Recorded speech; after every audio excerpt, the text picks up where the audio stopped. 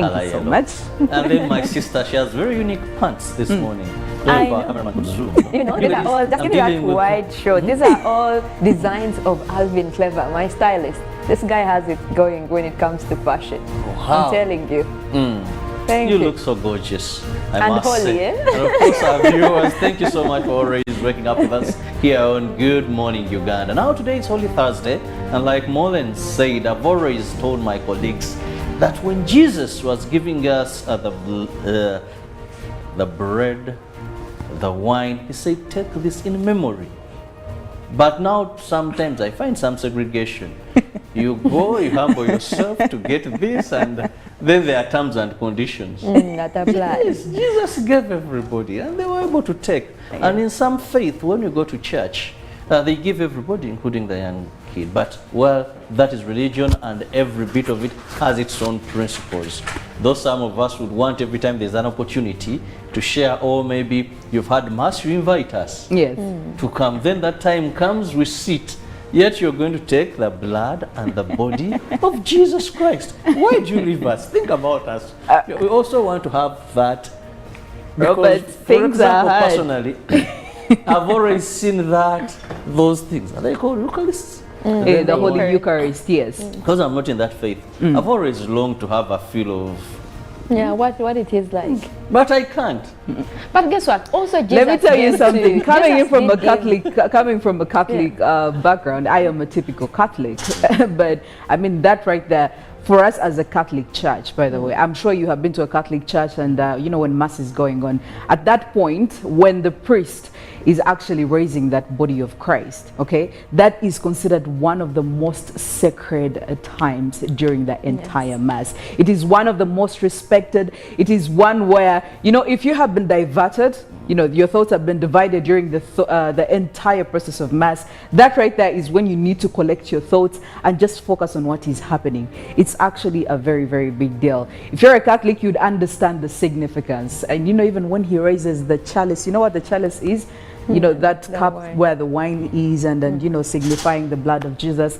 It's actually very sacred. So the Catholics totally understand what I'm talking about.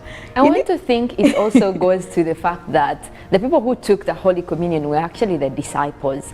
Jesus didn't decide to, like, maybe the time when he gave out, when he turned the bread into much bread, that was not Eucharist, that was not Holy Communion. Maybe that's why we're saying that for you to qualify to have the Holy Communion, you should have been that holy. You should be, you know, able to have gone through the catechism, and then, you know, you pray, and then you're like, you know, involved in church. But you can't just come from everywhere and then you come to church and expect to receive the Holy Communion. So maybe that's what the church looks at.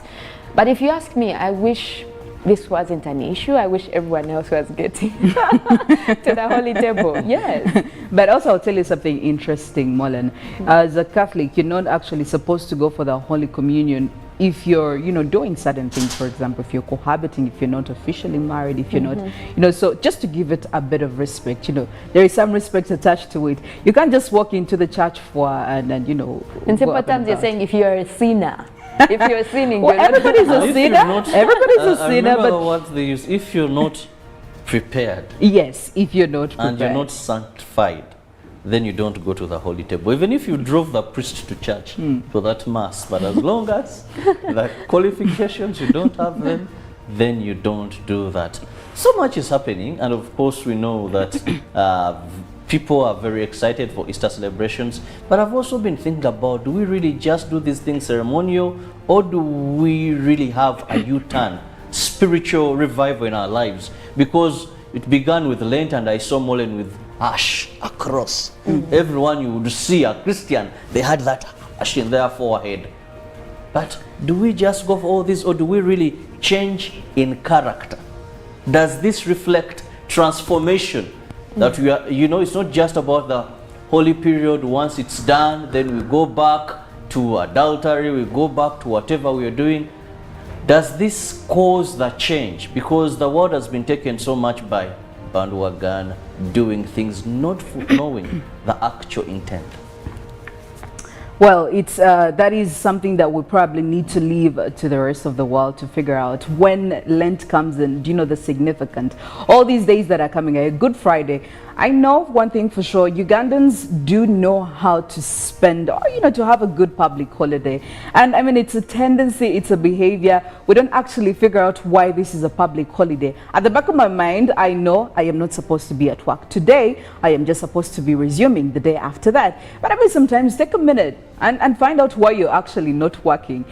I don't know whether I am trying to hit a dead end over here, but Ugandans, we love celebrating public holidays, and every single day one public holiday comes through, we're always looking forward to another, and this is going to be actually a very long public holiday or public period because all the way from Friday until Monday offices are going to be closed. Just a few of us will still be here to work, and of course, as Good Morning Uganda, definitely we are here to make sure we deliver, whether you're in your home, whether you're in your sitting room. When you're not working, we are working to make sure we give you all this information. Yes.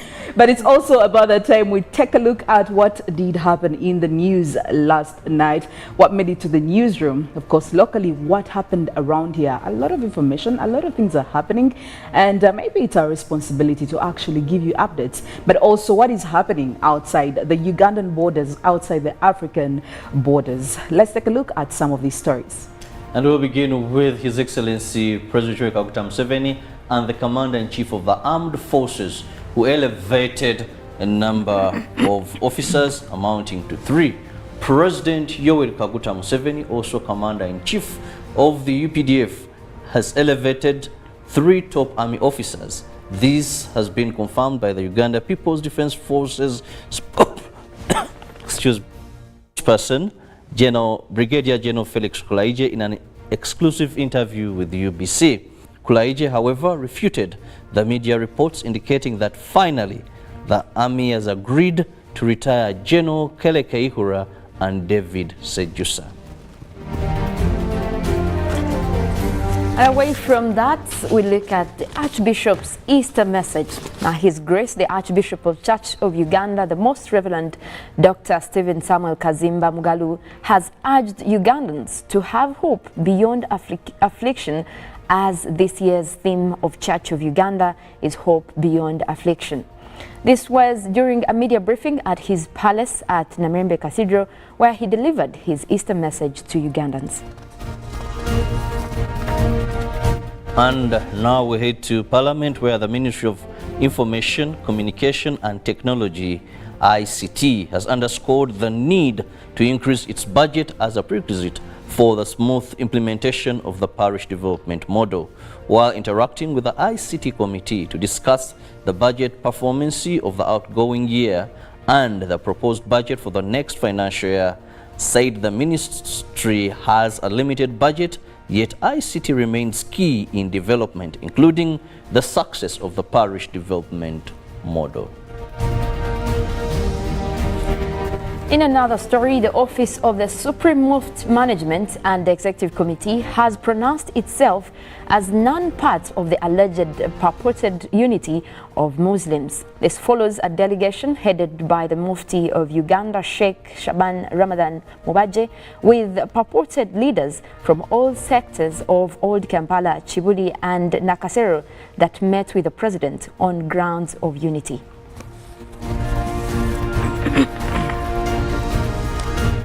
And onto the international scene, still looking at Biden announcing additional $800 million in the U.S. military aid to Ukraine. While the U.S. President Joe Biden has said that his administration will provide an additional $800 million in military assistance to Ukraine to help bolster its defenses against an expected Russian offensive in the country's east. The package will include artillery systems, artillery rounds, armored personnel carriers and helicopters, Biden said in a statement on Wednesday after a phone call with Ukrainian President Volodymyr Zelensky. Now, this new package of assistance will contain many of the highly effective weapon systems we have already provided and new capabilities tailored to the wider assault we expect Russia to launch in eastern Ukraine, according to what Biden said in this phone call. The steady supply of weapons the United States and its allies and partners have provided to Ukraine has been critical in sustaining its fight against the Russian invasion. The announcement came as Zelensky has been pleading with the US and European leaders to provide heavier arms and equipment to respond to Russia's assault, which has killed thousands and displaced millions.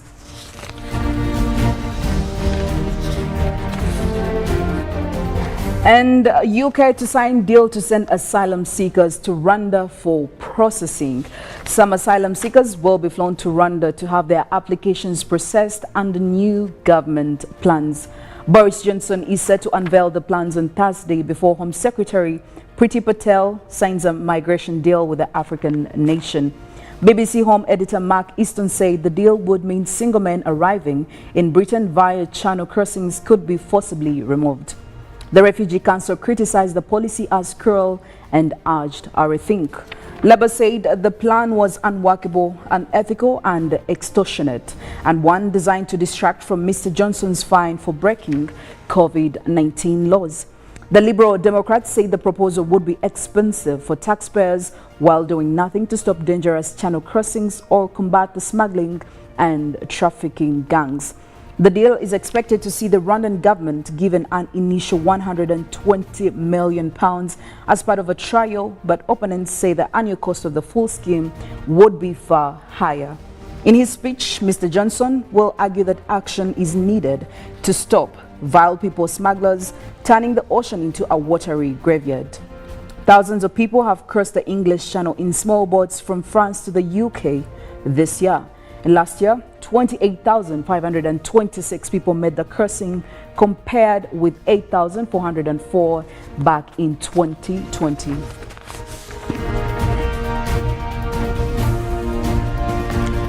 Now moving to Nigeria, the death toll from attacks on villages in Nigeria's Plateau state has soared to 154, and an estimated 4,800 people have fled their homes fearing further violence.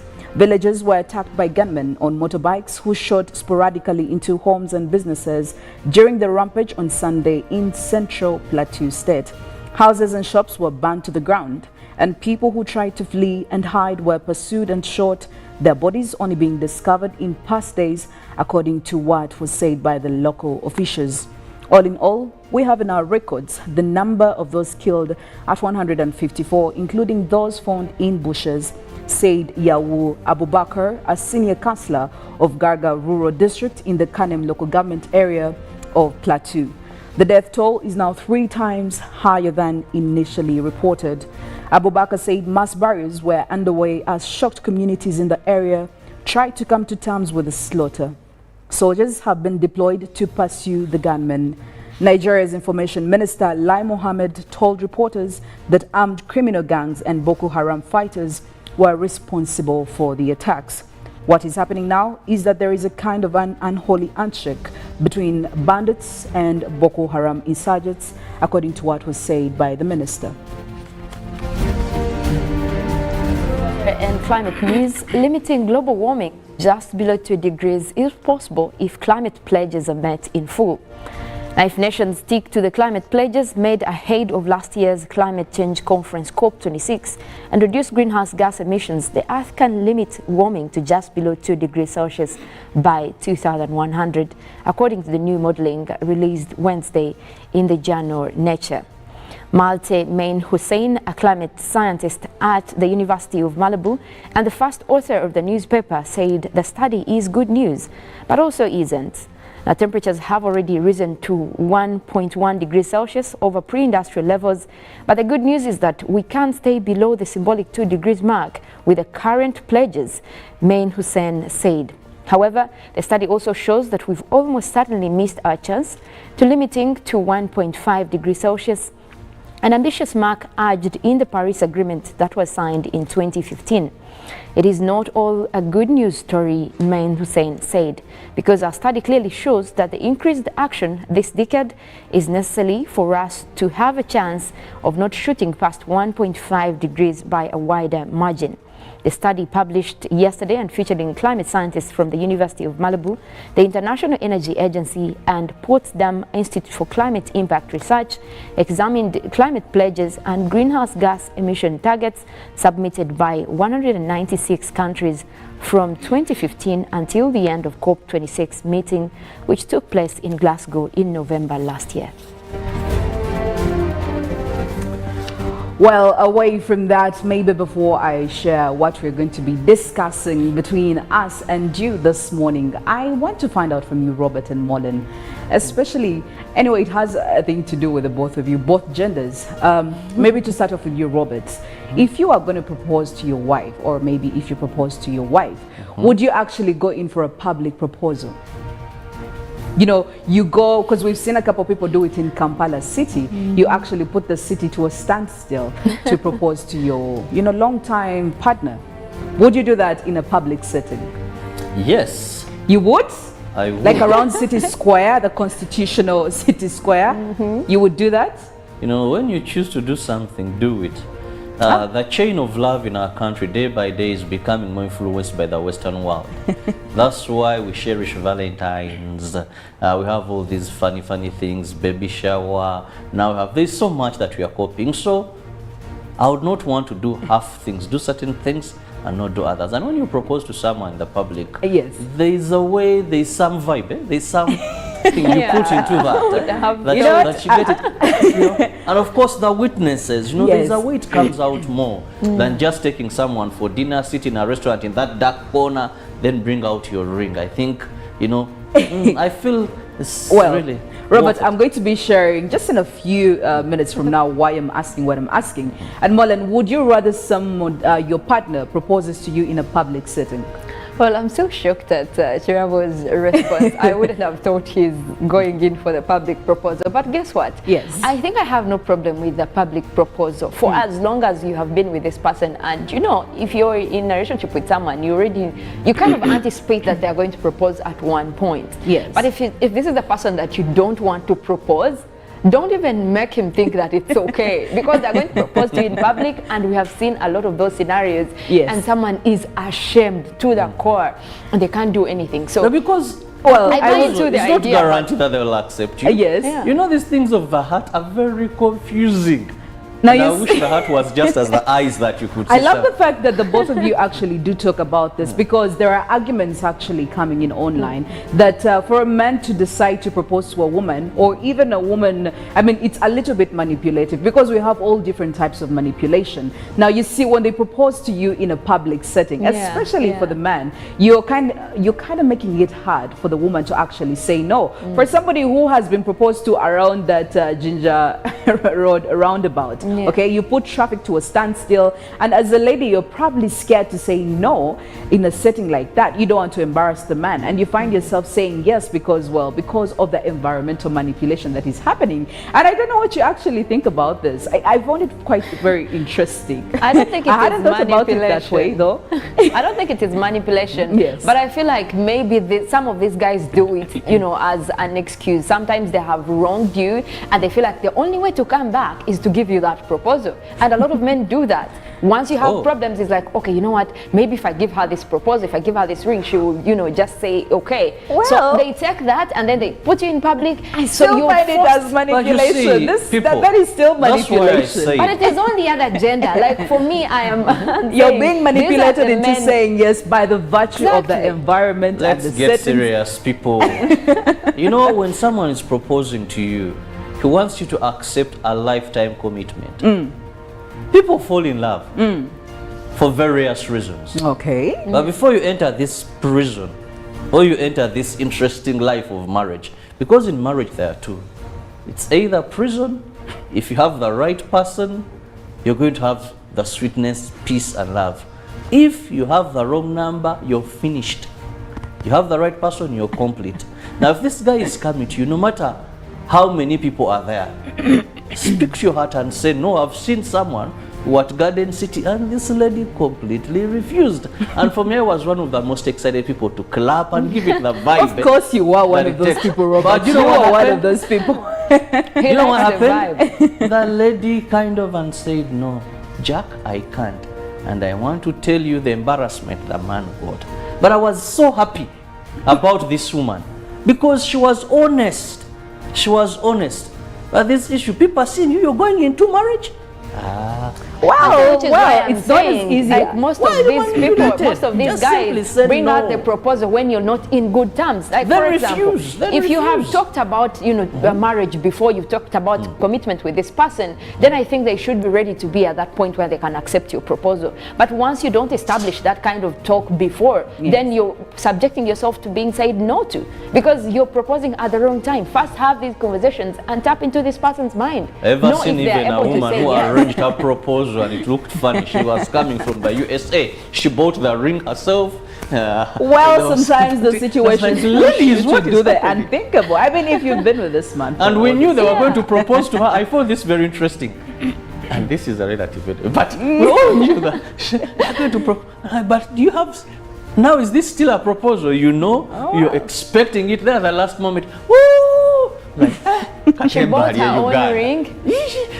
She was coming from the state. She bought her own ring, and I think she gave the guy some money to organize something. And then the guy calls us, telling us this. But she knew everything.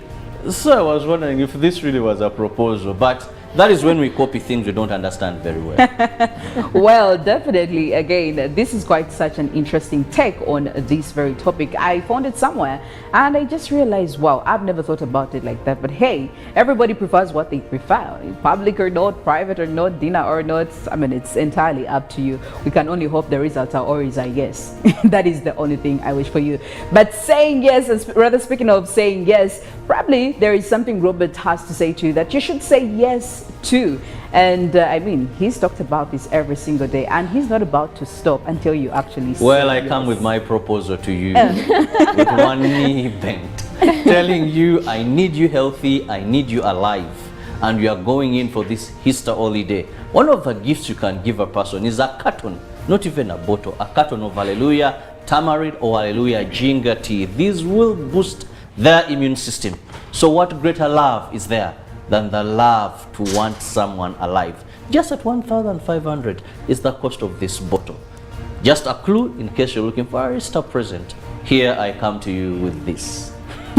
Please say yes to Hallelujah. That's it. Well, this morning also we do want to have you in our conversation. We do want to hear from you. Today being a Holy Thursday, there is quite a lot of significance that is attached to it. I mean, we have the Last Supper, we have Jesus washing the feet of his disciples. Quite a lot of activity did happen today. Now, of course, as Christians, as Ugandans, we would love to know from you, what significance does Holy Thursday hold to you? What significance does Holy Thursday hold to you? Well, do give us your feedback. Of course, the hashtag is UBCGMU on our Twitter. And well, you can also send us your feedback through a text, a message, or even a WhatsApp message.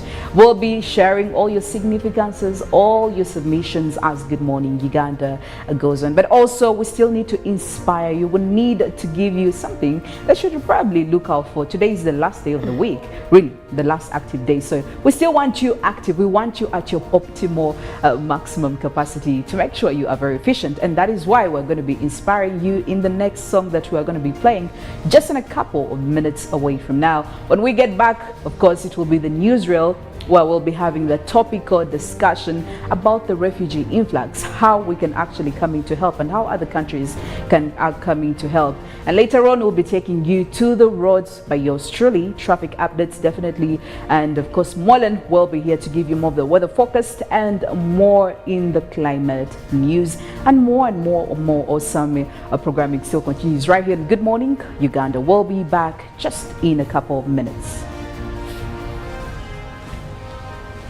Live from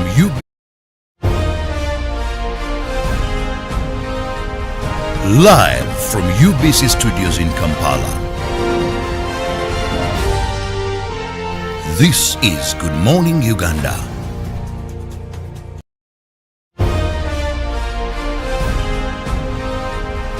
Live from UBC Studios in Kampala.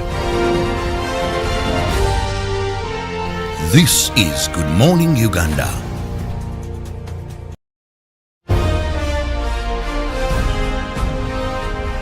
Live from UBC Studios in Kampala. This is Good Morning Uganda.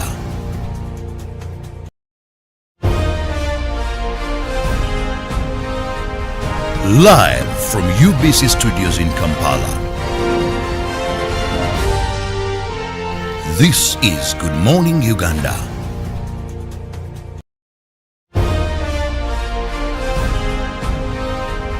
Live from UBC Studios in Kampala. This is Good Morning Uganda.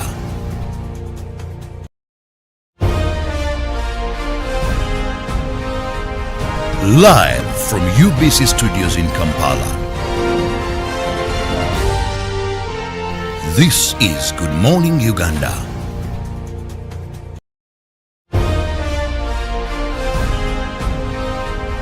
Live from UBC Studios in Kampala. This is Good Morning Uganda.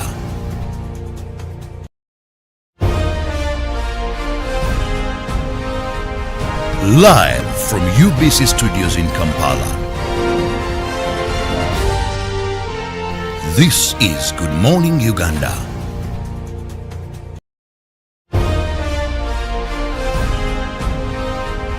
Live from UBC Studios in Kampala. This is Good Morning Uganda.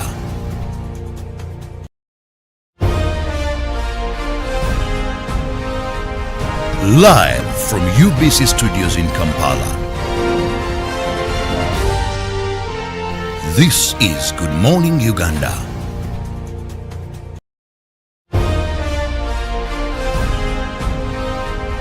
Live from UBC Studios in Kampala.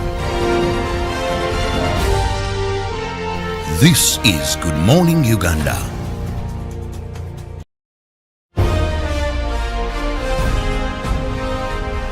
Live from UBC Studios in Kampala.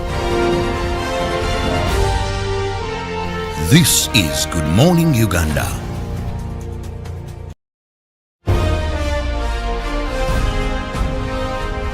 Live from UBC Studios in Kampala. This is Good Morning Uganda.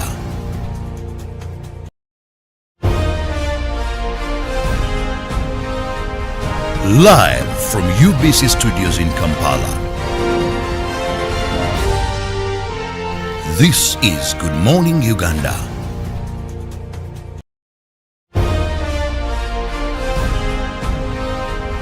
Live from UBC Studios in Kampala. This is Good Morning Uganda.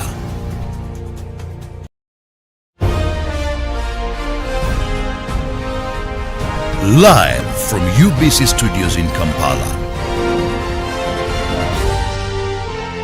This is Good Morning Uganda.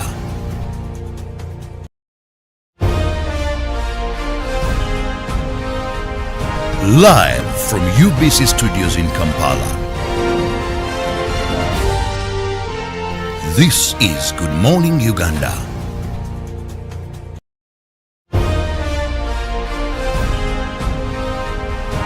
Live from UBC Studios in Kampala. This is Good Morning Uganda.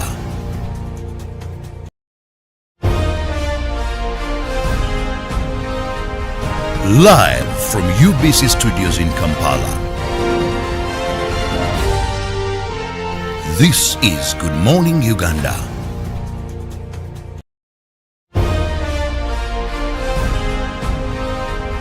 Live from UBC Studios in Kampala. This is Good Morning Uganda.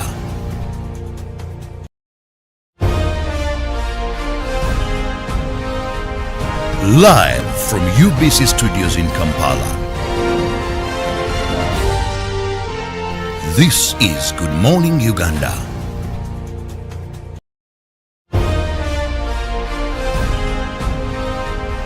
Live from UBC Studios in Kampala. This is Good Morning Uganda.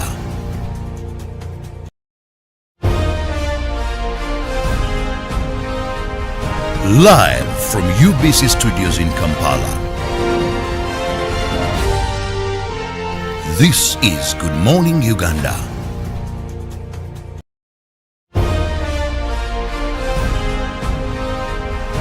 Live from UBC Studios in Kampala. This is Good Morning Uganda.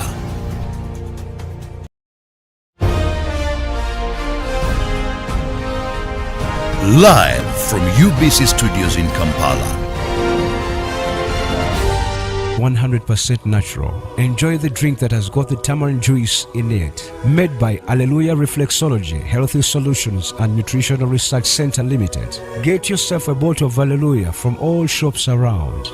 Even with my grandson, a doctor at my side, I struggled to get the help I needed. But he saw something that day. He began to work day and night. He wouldn't quit, even when people said no. He wouldn't stop fighting. He knew. Total Energies has undertaken a number of initiatives aimed at ensuring that Ugandan entities and citizens are adequately equipped to participate in the oil and gas sector. In 2012, we started working with the Total E&P until 2019, where we worked on the replacement houses, and we delivered 30 houses for the people who were being relocated from the industrial area. We are also working with the Total Energies on over 10 kilometers of roads that we are undertaking. There's a ripple effect. We are getting the services of labor within the communities, materials. Total Energies has been of great assistance to our development. We've expanded our plant and equipment, we've developed our human resources, and we've also improved our management skills. Total Energies EP Uganda is committed to the empowerment of Ugandans to take an active part in the overall development of the oil project in Uganda.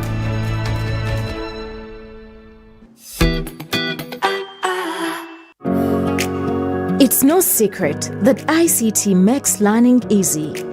The strides made in our field could not be possible without it.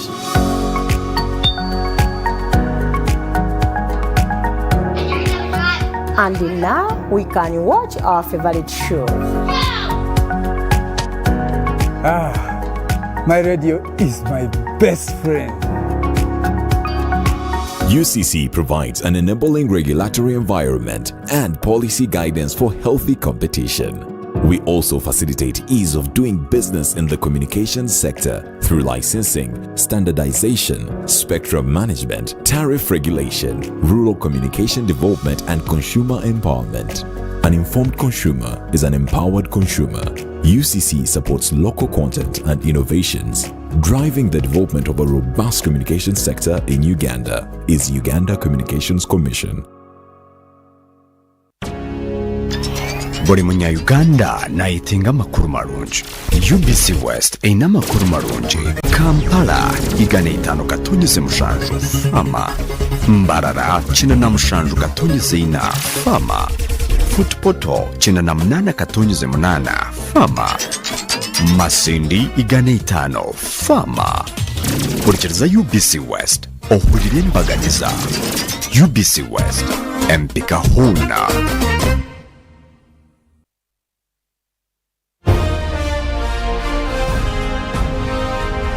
Live from UBC Studios in Kampala. This is Good Morning Uganda.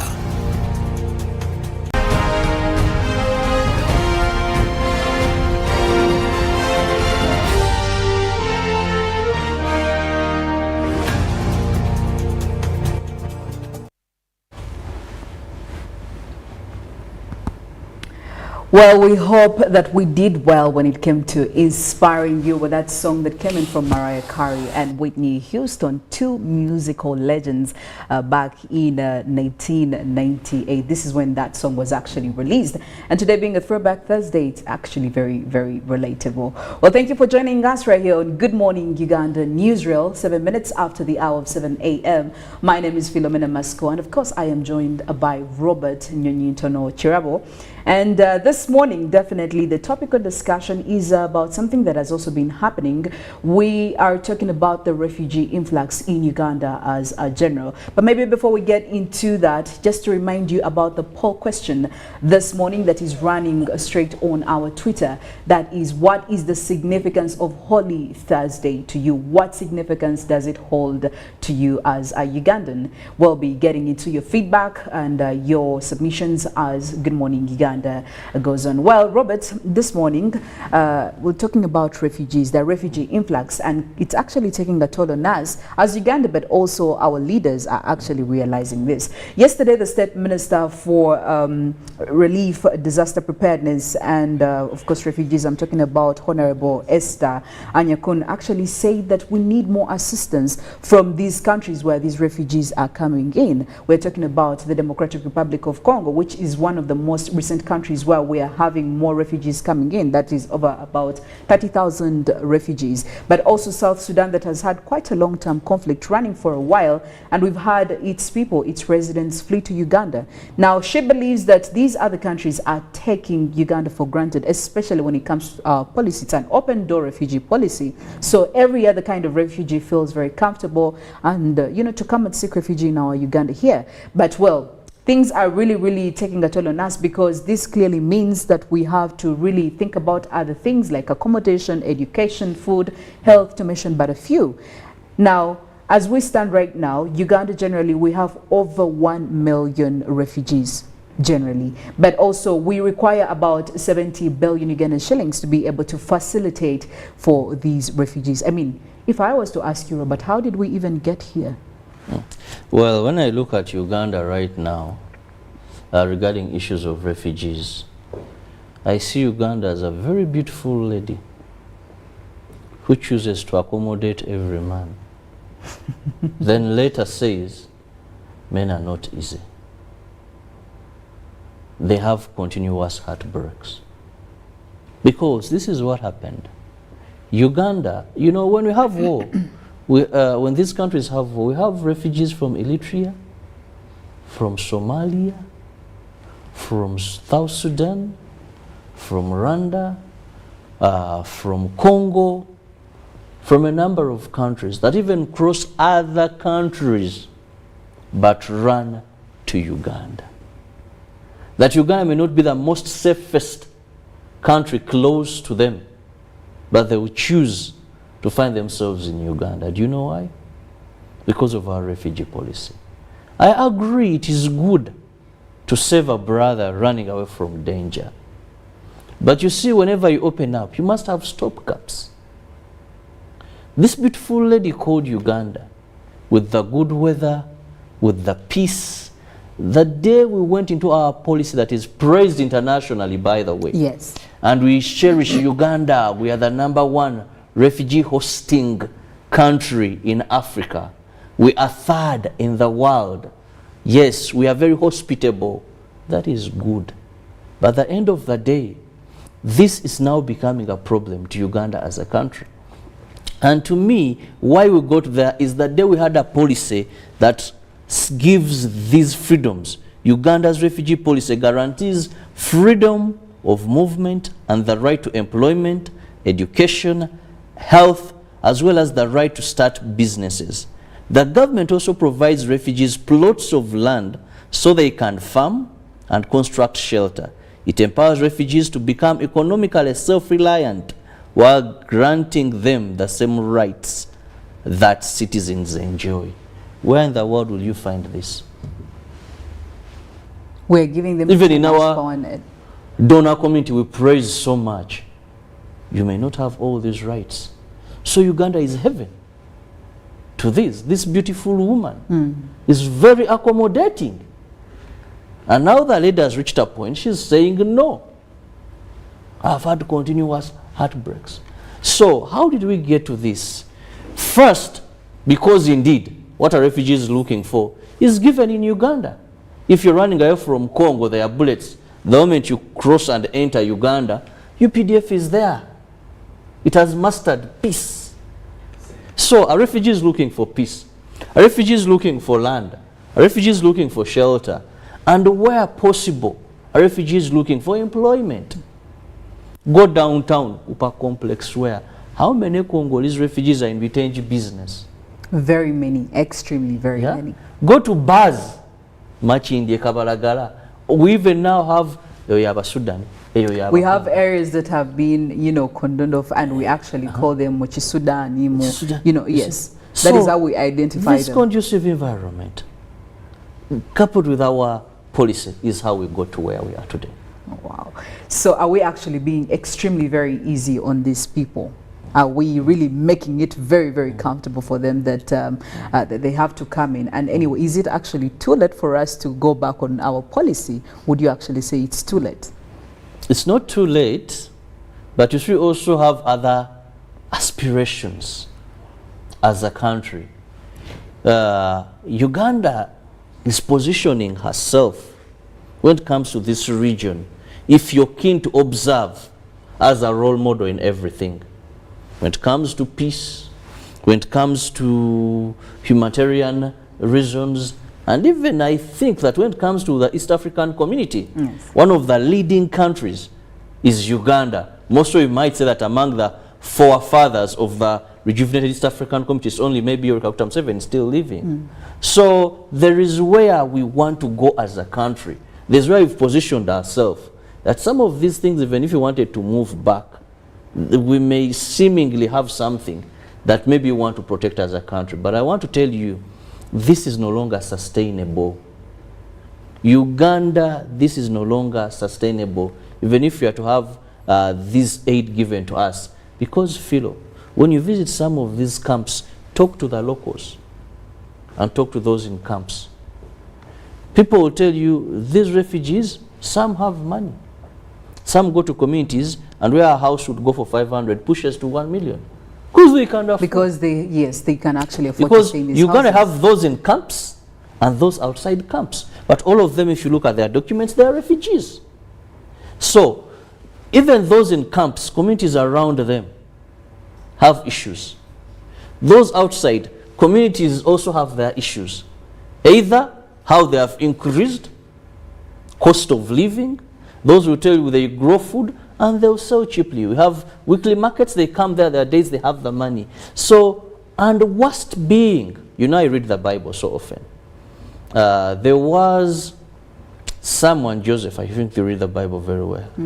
He left his land. You know how he was sold by his brothers and all that. Yes. But God lifted him and he became a king. So he called upon his brothers, his fathers in that land. What happened? A time came when Joseph's tribe had increased so much in number and had become a threat.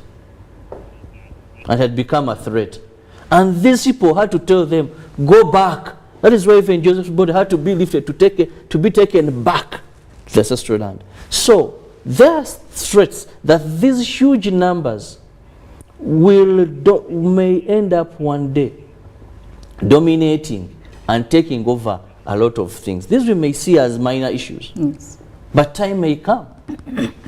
Now, while of course addressing this state minister, she actually said, listen, here as Uganda, we need about 72 billion Ugandan shillings to be able to, you know, manage respectively this refugee crisis. And of course, in the management, we are looking at different things. You have refugees coming in, education. I mean, according to our, you know, refugee policy, definitely education, health, and food, accommodation, and all that. And this really shows you that our problem right now is funding to be able to handle these refugees. Initially, Uganda has been dealing on donations and all this help that has been coming in from the international bodies and other countries. But right now, Robert, I will tell you, every country is actually struggling. I mean, the economies haven't been doing well because of the COVID-19, and then very many other issues are affecting that. So, of course, they did say they're going to cut down all these donations they've been giving us and all these funds. But also, before that, I just maybe want to know from you, have we actually made any attempts to get these funds to make sure that we cater for these refugees, even post, before COVID-19 came in? Have we made any attempts that have actually come through and they were successful? I want to tell you there is a day when you talk about refugees I'll never forget. It was a Thursday, like it is today. Okay. The date was 22nd of June. The year was 2017. As a reporter, I remember I covered, it was one of my, I think, first big conferences to cover. We went for accreditation. We had all these tags and they told us about 30 heads of states are coming. Then all those donor partners are going to be there. Security was so tight. Do you know what that was called? It was called the Refugee Solidarity Summit. It had an intention to raise, that is about 2 billion US dollars. 2 billion. That these people that were going to come, the host countries, the donor partners, and all this, were going to come. And we have ways of raising this amount of money that would run our country in terms of refugees for the next about 4 years by then. I want to tell you, I remember the former Speaker of Parliament, not the late, but Rebecca Kadaga, one time standing up and very aggrieved. And she said, but you came here, and that is about 2 years later. And you pledged, where is this money? There is so much that we've had as pledges, as commitments, but little is coming. Today the World Food Program has cut food ratios from 100 to 65% of what is being given to the refugees. Many countries that pledged are not fulfilling their promises. You don't even have half of this money with you. So many attempts have been made, but actually little is being done, apart from the traditional agencies we know, or Red Cross, because they will come and treat. World Food Program has done some bit of it. United Nations High Commissioner for Refugees does something, but all these are now constrained, giving the setback of COVID-19. Then I don't even believe that they will be able to see us through. So now this will remain a problem for you who is having these people. If I tell you, Philo, oh, we are having visitors, and I'm the husband, and I tell you are going to have visitors, and I'm okay, the visitors have come, but I'm going to provide this, that, and over that time I don't. As a wife, because the husband maybe is away, you're the wife. So if you have your savings, you rush to ensure that visitors have something meaningful. And now that is where Uganda we are. But also, Robert, I don't really want to heavily rely on the fact that most of these countries did not come in to fulfill their pledges. Well, most of them didn't. But according to the Office of the Prime Minister, some of that money was collected and more money is actually coming in. And the protocol or the procedure is when they get the money, they will distribute it, they will channel it to different refugee councils, refugee agencies. But you see, when that money is distributed, sometimes it doesn't do what it's supposed to do, and nobody is even accounting for it. There is a problem over there. Even the little money that we are getting, ideally that should be going to sort all these crises, all these things that are happening and the crisis, is not doing it. So aren't we also part to be blamed? Aren't we part of the blame? Partially, I agree, because you've had a number of people implicated under the Office of the Prime Minister. Some are still in courts of law, battling with cases. Others have been sentenced. So there's some effort that has been done. But you know, when this donor money comes in, most of the times, excitement is, people have plans for it. And for me, even, I see we are suffering for nothing. Because the moment we look at money, I think the best issue should be, how do we address, how do we stop this? Because, you know, we know what causes refugees. You know? These people are running away from war. We can, however much money we are given, as long as the influx is still a problem, this is not sustainable. Seeking funding is not sustainable. Poor Uganda, we cannot sustain this. What we have to do is ensure that we end. How do we say what we have, the 1.5 million is enough? Yes. You know, how do we advise means of, okay, if they come to Uganda, how do we divide them among other states? Yes. How do we divide them among other states? What percentage can we take? Because if there is fighting in Congo, it isn't in Tanzania, it isn't in Kenya, maybe not even in Rwanda. You know, how do we do this? But as long as we are arms open, however much money you're going to give us, it won't sustain. Yes. It's not sustainable. The numbers will keep on increasing. How do we stop this from happening, or how do we devise reducing on our intake? Yes. One would actually argue that maybe this has to start right from back home, where these refugees are running away from. I mean, if you're running to Uganda because it has a stable peace, it has stable security, this should be one of the things that should be put into action back at home. But also, listen, Robert, the Democratic Republic of Congo recently joined the East African community, okay? And as we know, this the EAC bloc has 7 countries. South Sudan, most of the refugees we have come from South Sudan. It is part of the the East African community. So how do you think the East African community can come in handy to handle this situation? Because there are certain strategies we have as a bloc that we want to work on peace, aside from the economic benefits that we are all looking at to gain from each other. But also this affects us. If we have very many refugees, definitely it means that our economies are going to be greatly affected. We have to cut down on the money we spend in certain sectors and we divert it to the refugees. But how can the East African community come in, since now we are all one family? First, let's understand wars in this region, the East African. First, if you read very well, you'll find that most of those rebels attacking other countries, this is common knowledge. It has always either been one country is harboring rebels that are attacking another country, yes, within the same area, same region, or one country allegedly they're pointing fingers is sponsoring rebels to overthrow another government. So now that we are in East Africa, let's first ensure that no one is at any point funding a rebel group attacking another country. 2, let's ensure that no one is providing a safe haven. If Uganda M23 are the ADF are disturbing, let's do it the way we've done it. Felix Tshisekedi, the president, said, come, hunt for them, I give you the support. Eliminate them from Congo. That will do us great. Because if we can stop that, then second, as the East African community, I pray, I hope that we shall wake up one day when we have a standby army. And what's the purpose of this army?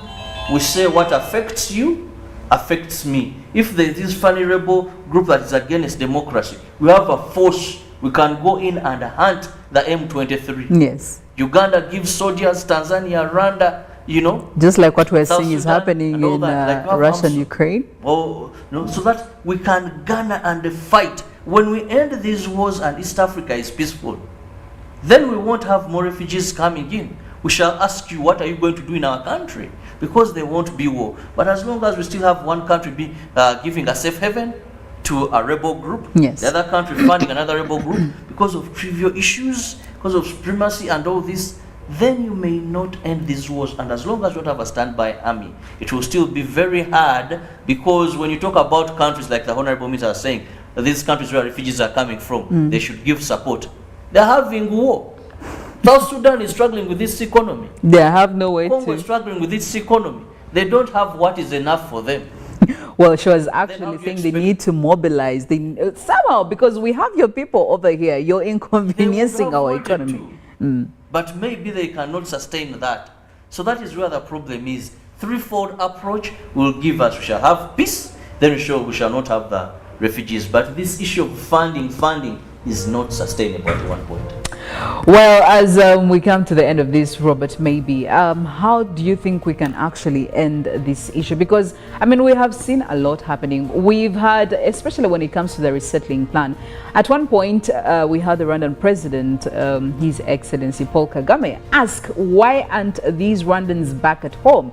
Okay, so our refugees here become very comfortable and they don't want to go back home, especially when the conflicts back in their home areas have gone down, and it's safe enough for them to go back and resettle back in their home villages and wherever. I mean, they are still too comfortable here. They don't want to leave. What can we do to make sure we also change that plan so that these refugees know and understand you're here for a short while? After that, you have to return home. Still our policy. Reason being, it calls for voluntarily. You don't force. Our policy, we don't force any refugee to go back. It's not us to dictate that now the place is safe for you, as if they're asylum seekers. Yes. Because when asylum seeker, I may say maybe the government that made you run away still, but in Uganda, it is them to go back. If you read our history, there was a time Ugandans ran to Kenya, ran to Tanzania. Those governments woke up one day and said, there is peace. Please go back home. Return home. For us, it is voluntary. And if we do not look at these issues, this beautiful girl is going to have a number of heartbreaks. Oh, well, there you go. But we can only hope that things get back into work, because Uganda right now, as we speak, is actually very overwhelmed by the fact that the state minister is advocating for mobilization of resources and funds from all these home countries of these refugees to actually chip in and help. We are all struggling as an economy, so we are yet to see where that goes. Well, before we draw a cap on this one, just to remind you of our poll question this morning: what significance does Holy Thursday hold to you?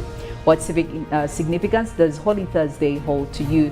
The WhatsApp number is 0709602592, and the hashtag on Twitter is UBCGMU. Do share with us what Holy Thursday actually means to you. Maybe before we go, I could just hear from Robert. What does Holy Thursday actually mean to you as a Christian? Spiritual revival. Okay. Because I know now Good Friday is the next day when Christ died for our sins. So I'm also preparing myself.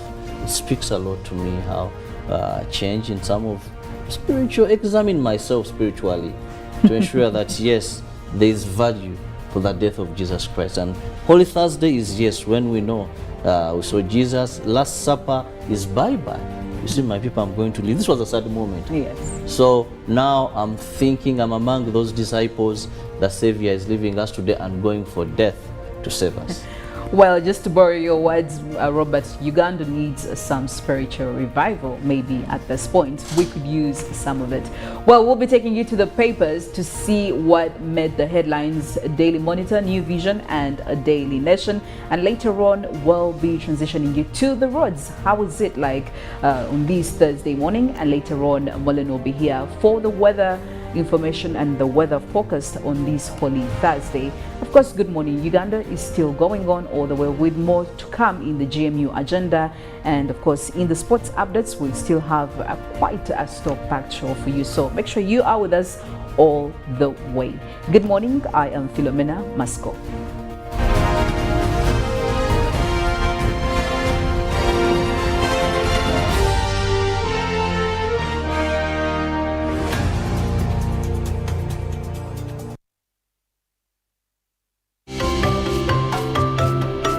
Total Energies has undertaken a number of initiatives aimed at ensuring that Ugandan entities and citizens are adequately equipped to participate in the oil and gas sector.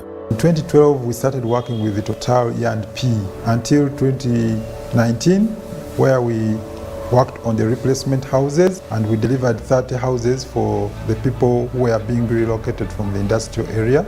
We are also working with the Total Energies on over 10 kilometers of roads that we are undertaking. There's a ripple effect. We are getting the services of labor within the communities, materials. Total Energies has been of great assistance to our development. We've expanded our plant and equipment, we've developed our human resources, and we've also improved our management skills. Total Energies EP Uganda is committed to the empowerment of Ugandans to take an active part in the overall development of the oil project in Uganda.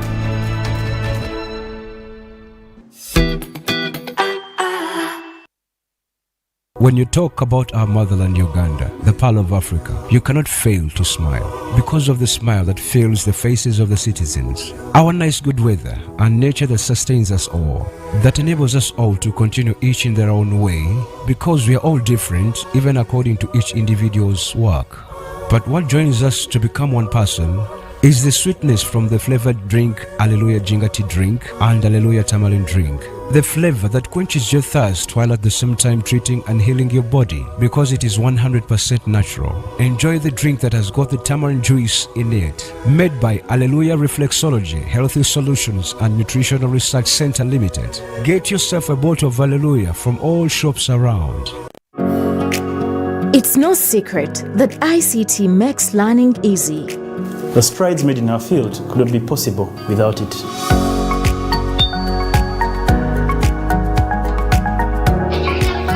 And now we can watch our favorite show. My radio is my best friend. UCC provides an enabling regulatory environment and policy guidance for healthy competition. We also facilitate ease of doing business in the communications sector through licensing, standardization, spectrum management, tariff regulation, rural communication development, and consumer empowerment.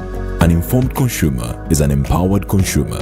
UCC supports local content and innovations. Driving the development of a robust communication sector in Uganda is Uganda Communications Commission.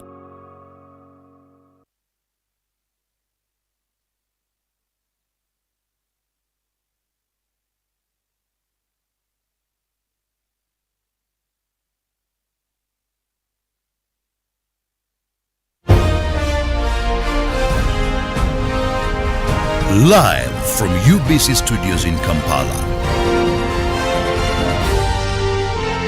This is Good Morning Uganda.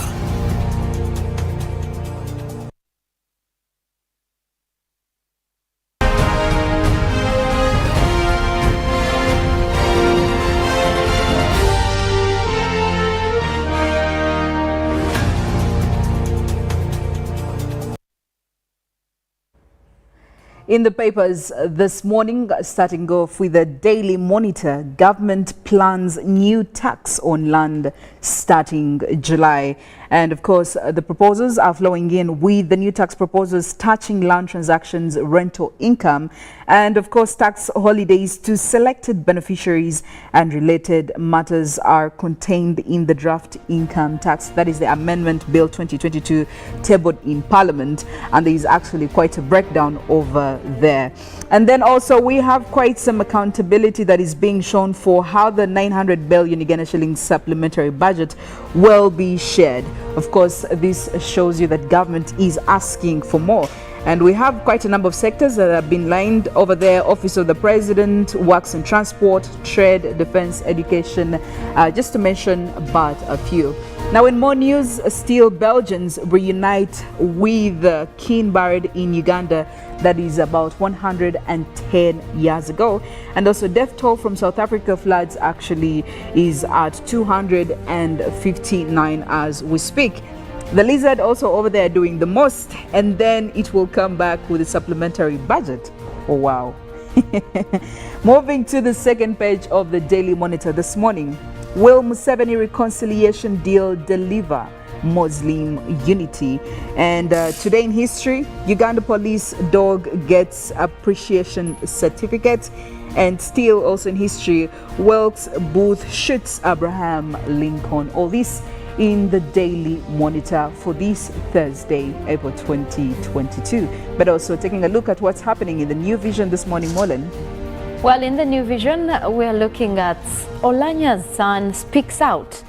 Now, that is when it comes to Omoro, elections that are due very soon. Omoro LC5 chairperson speaker said to be eyeing same seats. Well, that's interesting on how many people are actually vowing for the seat of Member of Parliament for Omoro. But also in the New Vision for this morning, Education Minister to focus on quality. The First Lady is speaking out. And there is a big picture right there of President Museveni in a group photo with Muslim leaders, also led by Mufti of Uganda, Sheikh Shaban Mobaje, in that picture as well. Well, whether that will yield, you have to see more on that story on page 6 of the New Vision for today. But also in the New Vision, we look at blood carters, how lab officials sell donated blood to patients. That's interesting right over there. Well, that's the world we live in. But on the page 2 of the New Vision for this morning, legislators okay shillings 74 billion for industrial parks development. That's an interesting story, and there's a lot also as Uganda Investment Authority needs that money to develop what it is going to be used for. Get yourself a copy of the New Vision for today and get more into those details. Today in history, the April 14th, 2008, Budo fire kills 19. Even then, there was still a lot of, schools breaking out with fires. But also on 14th April 1986, Tutu elected Bishop of Cape Town. I show you the picture right there, and also details of that in the New Vision for today. And moving on to the Daily Monitor Sports this morning, the under-20 Bates Trophy, that is Uganda down Ivory Coast, and top 5 finish. And also over the big headline there, KK Memorial, Daku and Free ready to fight. Also, we're still looking at Xavi calling for massive backer support, and that is of course Barcelona coach Xavi has urged the fans to make the Camp Nou Stadium a pressure cooker for the Europa League. Very, very, very interesting. And of course on the second page we look at the fanfare as USSSA games near a whole pictorial page where you actually get to enjoy this. And of course Uganda returned to Zone 4. Again, when it comes to the countdown, we have about 220 days to go for the FIFA World Cup Qatar 2022. All that in the Daily Monitor Sports this morning. Well, in the New Vision Sports, we're still talking about the iconic man, and that is Majid Musisi. Now they show you a picture of back in time, that was in the 1990s, as Majid Musisi was posing to the left Jackson Mayanja, and to the right Ibrahim Buwembo, as they were lining up for the Uganda Cranes. Now this man is second in the 3-part series. We're still talking about him, and a lot of that is in the New Vision Sports for this morning. But also on the other side, Oliveira is the finest. That is Coach Roberto Oliveira of the Vipers. Now, having done a huge part when it comes to the Uganda Premier League title, well, there is much more to this coach, and that information is in the New Vision Sports for today. Well, there is a lot to Musisi, still talking about what Musisi has achieved, that is Majid Musisi, from which games he started with, to the players he has been with, to the leagues he has performed in. That's a lot right there. They also give you Aziz on top of the women's cricket. Well, the women right there also posing for that cricket tournament right there, as Aziz gets a pay on being congratulated as topmost in that. Well, we're still going on with the press review this morning and looking at the Daily Nation. Ruby's boss deported. Now, of course, energy regulator is expected to review prices today. The question is, will it end the current shortages? Of course, a lot has been happening to Kenya when it comes to fuel, and it has been really taking a toll on them. Well, it's very encouraging to see that this is happening. Now, who will win it? Big fight as Ruto's UDA holds polls. That is also something that you need to look out for in today's Daily Nation. And over there, Kalonzo cornered, cannot leave Azimio. Well, the story is full on page 12 and 13. Make sure you catch it. And there is quite an interview over there where we actually do have them talking about the Ukraine and Russia crisis. Of course, still in the Daily Nation this morning. Grab yourself a copy to be able to catch up on all these stories. But also taking you back to the poll question that we did post to you this morning, and that is, what significance does Holy Thursday hold to you? What significance does Holy Thursday hold to you? And coming in from you, Zephania Wachibi, you're saying it's when Jesus had the Last Supper with his disciples, prepared them for his death, told Peter that he was going to deny him and Judas to betray him. Actually, it was a setup. It set up the Jesus's final ministry. Well, Zephania has his Bible facts really in check. Well, we do expect more feedback coming in from you. What does it signify to you as a Catholic or as a Christian in general? What lessons do you take from it? While we are at it, definitely we take also a look at what is happening on our roads this morning, and I want to center the focus in areas of Namamve, Boyogere, Seta, Chireka, as you of course approach the city center, that is Kampala. Well, I'm afraid that I don't exactly have the best of the information to give you this morning, especially if you reside in areas of Seta and you are intending to get to town. The road is very crazy and heavy with traffic. It is really dotted over here. I don't know whether maybe you could just ride a bicycle or walk. I don't know what your plan is. The red lines are really very long and they are stretching it all the way. And by the way, it's not just the red lines, it's even the more intense red, showing you that the situation is actually very severe. Over here, the reds and the oranges and the maroons, showing you that, well, you need to be ready. If you are intending to leave Seta to get to the city center, you may as well sit home and wait a little bit, or if you can actually dread this traffic and be very patient through it, I don't know how much time you'll have and fuel to burn considering the fuel prices. But yes, it stretches all the way Kampala Jinja Highway. It's a very busy road because we have cars coming in from the border, we have trucks coming in. So usually this road is characterized by the traffic, but today is actually way more intense than previously. Of course, as you go on, you see that it kind of loosens up. And of course, you need to also expect that that is after you've hit the other traffic all the way from the back. But yes, it goes on all the way as you approach Boyogere. Boyogere is actually not any different from Seta because there are bit traffic build-ups over here. And yes, when you get to this junction where you have cars coming in from Chobe Road, you have cars trying to use this other route that goes around the Mollen National Stadium. Still, the traffic is very evident over here, as shown by all these red spots. So people in this area, well, it's not looking really good for you.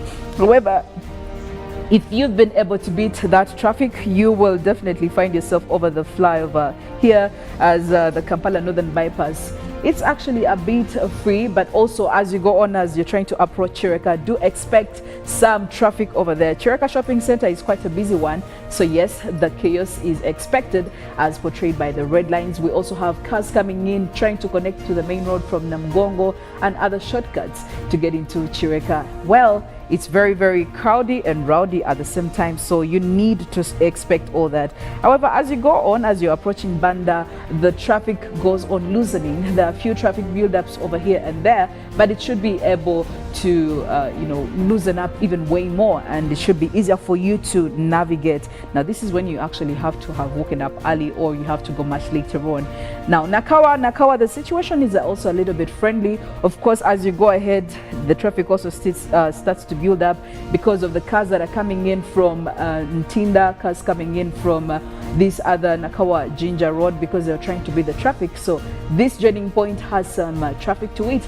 Do expect it. And of course, as you're accessing the city center, you know that the traffic gets heavier by the minute. And of course, this is clearly shown over here where it's really intense. As you can see, this area over here being subjected to the red lines, the maroon lines. So you may have to plan accordingly. This road is very busy this morning. I don't know whether maybe because it's Thursday, it's the eve of a public holiday, and people are trying to access the city center to get what they have to get so that they go home and don't have to make any unnecessary movements tomorrow. So do plan accordingly if you are from areas that I've just talked about: Seta, Namamve, Boyogere, Chireka, Nakawa. Well, today was your day. And that's it from the traffic updates this morning. However, I will leave you now officially to Mollen to give us what's going to be happening.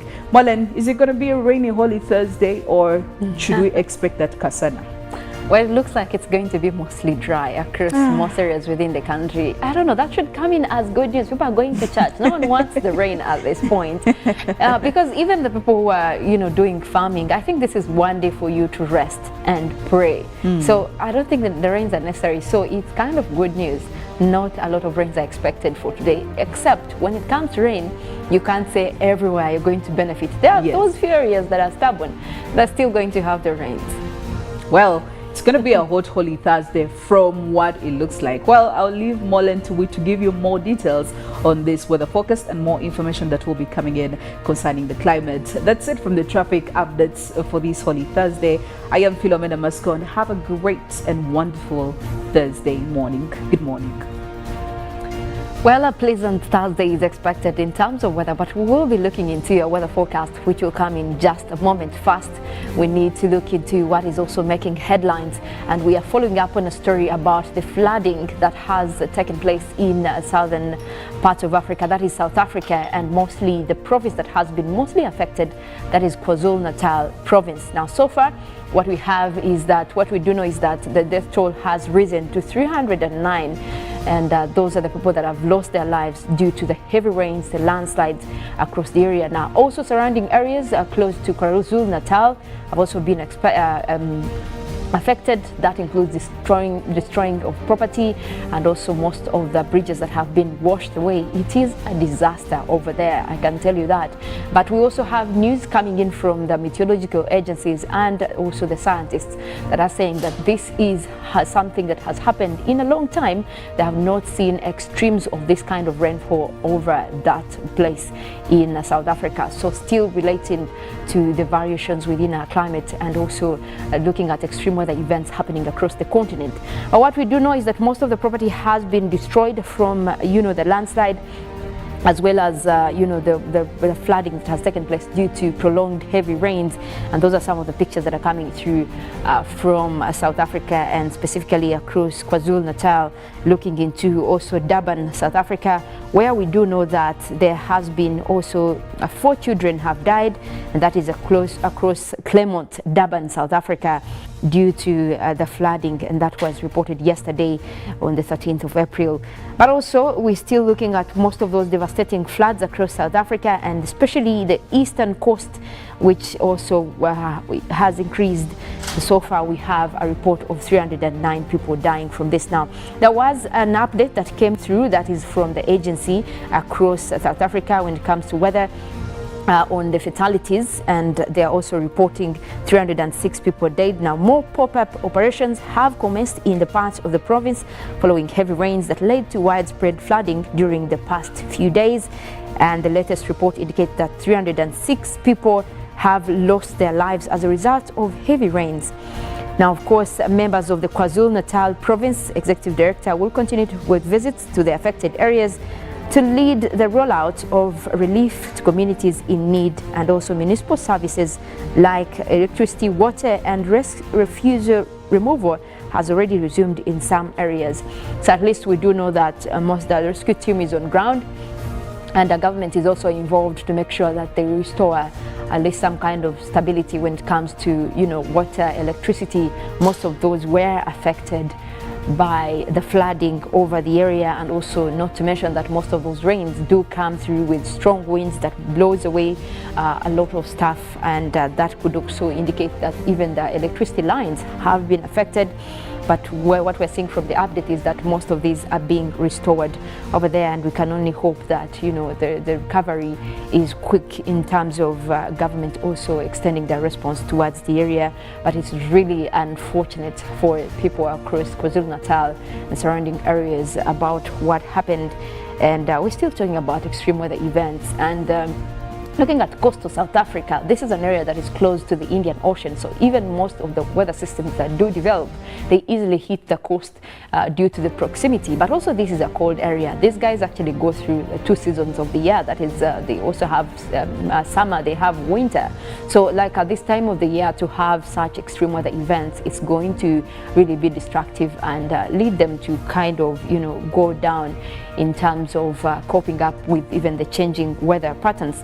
But we're also in the news, we were seeing the wildfires that have continued to spread across New Mexico. Now, this report also started off from yesterday. We have been monitoring the situation over New Mexico, and so far what we do know is that there has been damages at least for more than 4,000 acres have burned down due to the wildfires. Now, these have been fueled up with the strong winds across the area.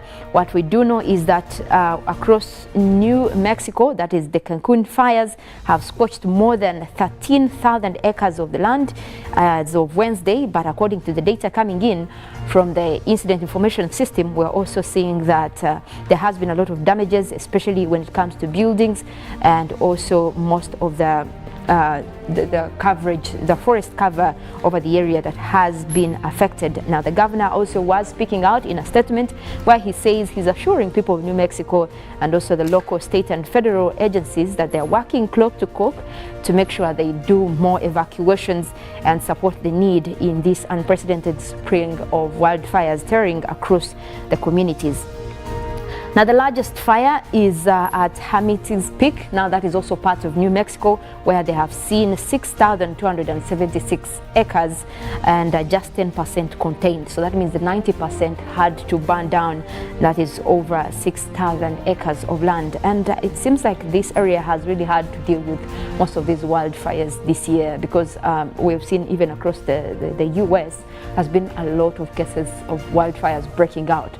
Now, there is a season where you have wildfires, but again, what we're looking at that is above normal or out of the ordinary is that these have been frequently happening. Now, the numbers are increasing, and that means that obviously a lot of changes, especially when we talk about what is fueling the wildfires. Those includes the rising temperatures, because when you have temperatures up there, then that is facilitates the spread of wildfires, and also that choosing with the strong winds across the area. So that is what is out of the ordinary for this particular area, and also the frequency that has been happening. We're just 4 months into the year, and already they're reporting more than 10 wildfires across the area. So that is the worrying part for that particular part of New Mexico, and of course US at large. We've also seen fires breaking out, and especially across Africa. We've seen across the Sahel region, and South Africa at one point also had to deal with wildfires.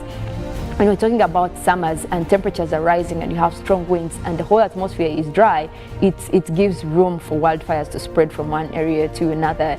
And it wouldn't have been out of the ordinary, but we're talking about times where we're seeing a climate changing and there are variations. So with the rising temperatures, we could be expecting much more of these events. Well, my fingers are crossed, because we are looking at climate action. We're talking climate action. We're tabling everything. What are the targets? What can we do? We need to reverse some of this. I can't be coming here every morning telling you about the bad news happening. How about we have some good news? How about we have governments shift to, making their commitments on the Glasgow Pact? That is the message. Let's move forward with commitment so we can avoid the bad news that comes with extreme weather events. Well, from that, we also want to come back home here and take a look into the weather that we're expecting for this Holy Thursday. Now, it looks like, I don't know whether it's a blessing from God that we have mostly quite a dry morning across much of the country. We're only seeing a few clouds that are starting to develop. That is across the southwestern part of the country and also across Kabale Highlands. But that is also bringing in just cloudy conditions, a little bit of rains expected later as the day progresses. But for now, you can enjoy just a mix of clouds and sunshine. Now, it is pretty sunny across the northern part of the country as well as eastern Uganda, where you see the open grey skies. Those are the sunny conditions that we're talking about. And that is also extending up to the eastern side of Lake Victoria. That will be continuing into the day. But we're seeing at least progression of these clouds is moving a little bit eastwards. So that means that we could be looking at some of these rainy systems actually making their way across especially the southwestern part of the country. We do have that strong system that is across Congo, already having rains right there in Rubutu, that is south of Kisangani. So that means that that system could be, the fact that we're looking at an easterly movement, it could make its way towards southwestern Uganda and Kabale Highlands. So those are the rains that could be over there later as the day progresses. But for now, it is just a mix of clouds and sunshine. Quite a good day for you to head over church and, you know, start with and I mean, it's a holy week, so we're just ushering you into Easter. That's a good way. Myself, I know I'm also looking forward to Easter. I mean, just a few days, not a few days when it comes to, you know, having a public holiday, but the weather is good, I can tell you that. And we've seen a continuous trend where we're talking about reduced wet weather activities. But again, I know there are a lot of people praying for the rains, and maybe some of the Easter prayers should be headed to that. I believe in science, but also we've seen scenarios even in the Bible time where God was able to, you know, I think there is a time period that is unaccounted for where we had a prolonged drought and then prolonged rains. They were not scientifically explained, but God did that. So maybe you can pray that God brings our rains to stability and we can enjoy our rainy season. But yes, me, myself, I'm ready, and guess what? I also have a very good stylist in town to style me up for Easter, so maybe that's the one thing you can also consider going to. That is Alvin Clever on my wares today, the pants. Robert was hailing to that earlier, I mean, but that is all works of Alvin Clever, but he does have a lot of pieces, actually, these very pieces that you can get in different colors. So hit up the man, and he's on all social media platforms, that is Twitter, Instagram, TikTok, at Alvin Clever, and that is also his shop is found at Arua Park Plaza. Go over there and look nice. Well, I want to leave you at that and wish you a wonderful morning. My name is Mollen, Kenyena.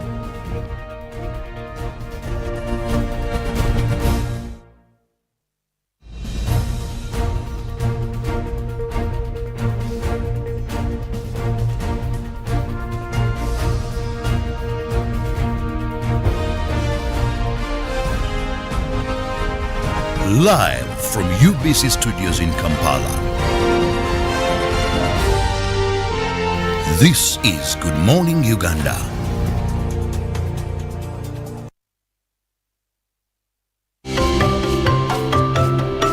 Total Energies has undertaken a number of initiatives aimed at ensuring that Ugandan entities and citizens are adequately equipped to participate in the oil and gas sector. In 2012, we started working with the Total E&P until 2019, where we worked on the replacement houses, and we delivered 30 houses for the people who were being relocated from the industrial area.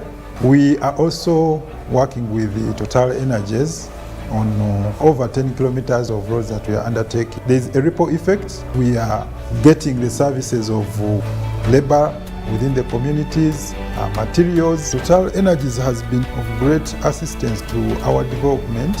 We've expanded our plant and equipment, we've developed our human resources, and we've also improved our management skills. Total Energies EP Uganda is committed to the empowerment of Ugandans to take an active part in the overall development of the oil project in Uganda.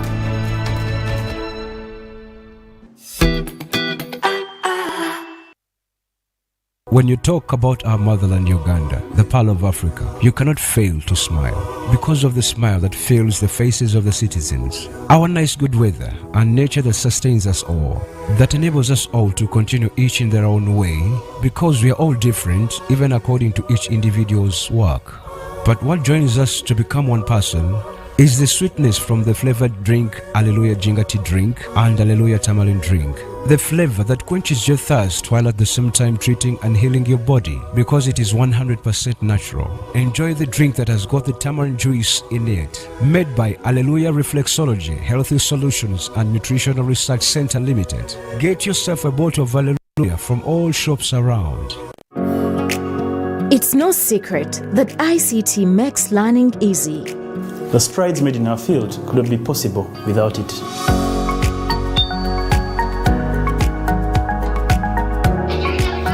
And now we can watch our favorite shows.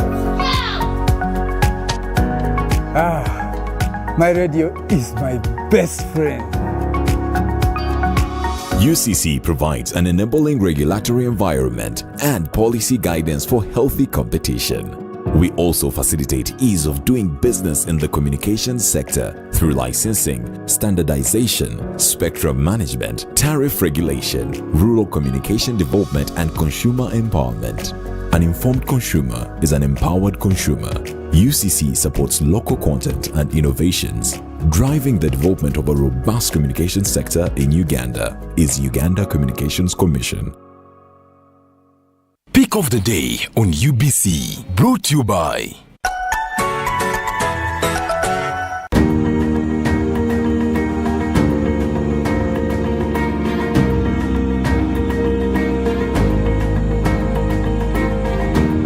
was brought to you by Just use MTN to make calls, send SMS, load airtime, buy bundles, or pay for MTN subscription services. Everywhere you go, MTN.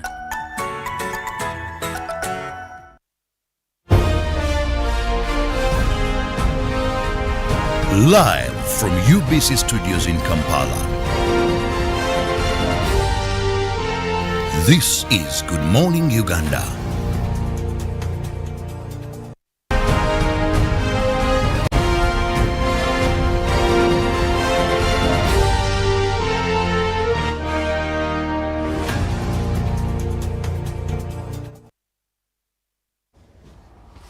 Welcome to the hour of 8, exactly 2 minutes past the top of the hour. It is Good Morning Uganda Agenda, and I'm Robert Kirabo Nyonyintono. Thank you so much for keeping it with us here on UBC TV. Now, today we are going to be looking at the oil and gas sector. Of course, after the signing of the final investment decision, many are wondering what next.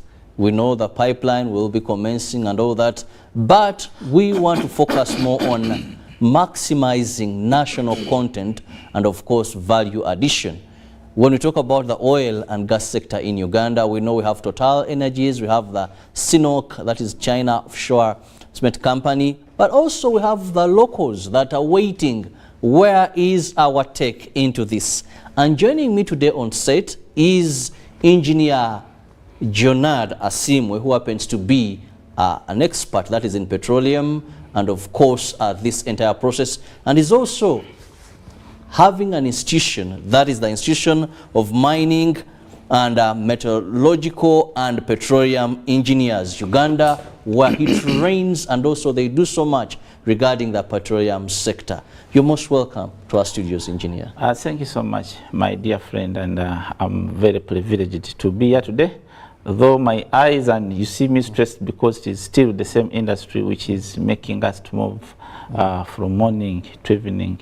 Hello nation, good morning. I'm Jonad Asimwe, Akik, that's my pet name. I'm in the mineral sector, mining and petroleum.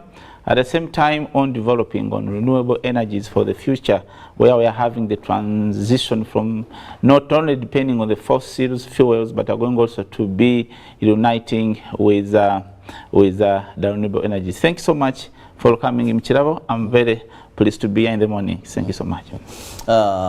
Jana, let's begin with this term, national content, because it is now one of the things that we are seeing so much. Yesterday there was a very big oil and gas company conference that is at Serena. But one of the things that I heard every participant talk about was maximizing national content, local content. What are we meaning here? Thank you so much. Before even I go to the national content vis-a-vis local content, I want to first appreciate the key people who have really contributed to this industry. When I'm going to begin with the Minister of Energy vis-a-vis the government general. Thank you so much for having taken the best studies very well from different countries. Atenyi Umujwarankondo Hoima Kalisa is my friend. He has been now is a retired PS. He corrected me one day. He told me, "Don't say former, say retired." So I salute you so much for having participated in the policies. For sure, I read all these policies because I wanted to identify some gaps exactly where we either we need to do best But really good work has been done, benchmarking has been done from different countries. I think we are not going to make much mistakes during this oil and gas development. And also I want to thank Chambers of Mine and Petroleum, Muasochia Manelika Ruhanga, and the visionaries who began all this, who have led to that convention, which took to the 8th annual conference, which was basically for oil and gas. And this one was so much massive because it is when FID was signed in February and people had to attend to really realize what exactly is going to happen. Then when we go to other participants, we have like younger generations. Like of recent, I was in Makerere. I salute you, Julius, the president of Makerere Geological Society, and you are all colleagues. Thank you for Chigumba, Mbarara, Evustema, everyone. They are really trying to build, though they are still in institutions, but they are already contributing to the nation on how the oil and gas is going to develop. I will not also stop thanking the Kingdom of Bunyoro for welcoming and allowing people. Really, they have come and they have tried to do all. The Katikiro of Bunyoro and the team, they have tried so much to welcome everyone on board because Bunyoro now is a hosting community. Everyone who comes is welcomed. He meets the kingdom, meets everyone, and then they do activities. So we are good to go as a country, and there is as a country, positive energies. As a country, I would say that we are good to go. For real, I would also thank all the companies, Motor Injury Uganda, thank all companies like Impe Uganda, thank other companies which have really contributed in developing these projects and ensuring that everyone has got. I can't fail to thank the licensees, that is Sinok and Total Energies. Yesterday I was talking with the president of Total Philippi, and we are discussing about the future of the renewable energies, and also thanking on whatever has been happening. They have also done very good to make sure that we people in Uganda here, we have learned the procedures on the way we can develop this industry. I can say that that introduction basically was for thanking people who have done a lot. There are very many, I cannot finish. There are EDs, Mr. Rubondo, for power. They have done a lot of things. Wunoko have done a lot of things to see that this industry really is in the straight line. So if we go back to the local content, I think in the oil and gas, someone emphasized, let's not call it local content, because some people take it in the other way. When you say local, they think, yeah, local, okay? So we refer to national. We can always refer to national content. Yes. Yeah. Everyone is talking about national content. Me, myself, I was there. I was trying to move through people to see their ideas, but everyone is concerned on the way he can come in and benefit from the oil and gas opportunities.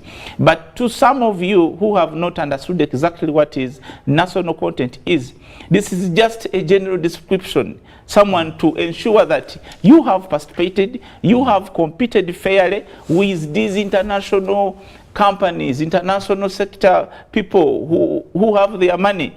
So we always, at the government, always encourage a Simwe company, Kirabo company, to compete fairly with these other people who are coming with much experience, much equipment. How realistic is that, Jonad?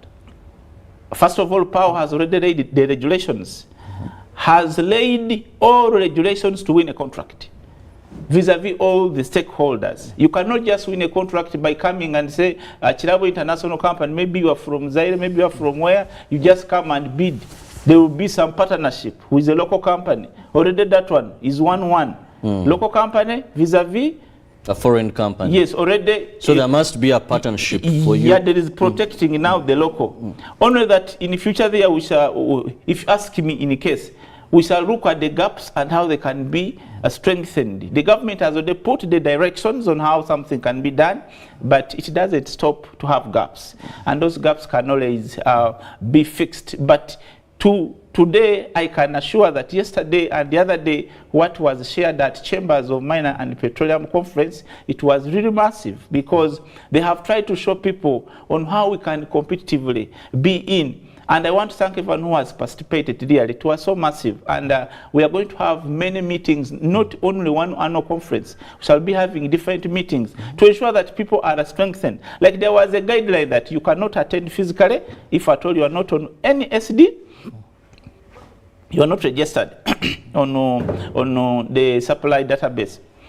So people were left to attend online. Now that one has been learned practically in pain, but someone has known that you need to be on list that you're a provider so that they can always be picking you in case there is any opportunity. So that brings me to a question. What are the requirements? How do we prepare ourselves? Because opportunity comes to those who are prepared. Yes, please. There is an opportunity that yes, we can now have national content. It's not only for the foreign investors to take over here, but what are those requirements for a company, maybe for an individual, to benefit from this sector? For you, you're a petroleum engineer. One would say you went to school, you did study this, but for an ordinary business person. Actually, for preparation, I would first request every member, every person who is watching me, is to utilize the government resources. You see, I want to give an example. You may have a wife at home, but wants to learn from the neighbor, then she can learn from home. And you go to the neighbor to learn something, but when at home that thing is there for learning. That is a scenario I'm bringing. That we have refused, let me use the word in capital letters, to learn from this teaching the government is putting on. Petroleum Authority of Uganda has put on a lot of things on website, on whatever. Total itself, those stakeholders, wherever they have tried, and other companies to put everything, even they call them. But no, few people come in to participate. Conferences come. They actually now, someone organizes a conference for training for free. Then someone asks you, am I going to get allowance to attend the conference? Am I going to eat meat, beans, or what? So really, you find that there is something which is still lacking in our community. That I'm not going to tell them that how do you prepare. I want to tell them that be serious on what you want. Because like me, by the time I went to mineral engineering and petroleum, by the time I'm looking at other further studies of renewable energies, it is because I normally find out what exactly I need. I don't need to be told by someone that you want this, you want this. I would caution the country, people who are watching me, don't wait for me to tell you. Find in your parameters, what do you want in this world? If you don't want oil and gas, then join another sector where you can succeed. Don't be in oil and gas when you are sleeping. Other people are going to enjoy the opportunities, and then you blame the country, you blame the policies, you blame the government, you blame everyone, you blame the licenses that they have not considered you. But the whole fundamental reason is you have failed to identify why do you exist in this oil and gas. Yes. Very interesting. Opportunities are there, but you must interest yourself, look for these opportunities, because a number of them have been even ring-fenced for Ugandans, that these particular jobs are strictly for Ugandans. Can we look at some of these ring-fenced, where Ugandans now know that if we give all it takes, we can get to that? So I don't want to say that there are some opportunities which have ring-fenced. I don't want to go into so much that detailed, but I would say that every opportunity in oil and gas is equally shared by anyone who would come. And basically why we are here, and why yesterday and the other day we talked about the national content. That word is national content vis-a-vis value retention or value addition.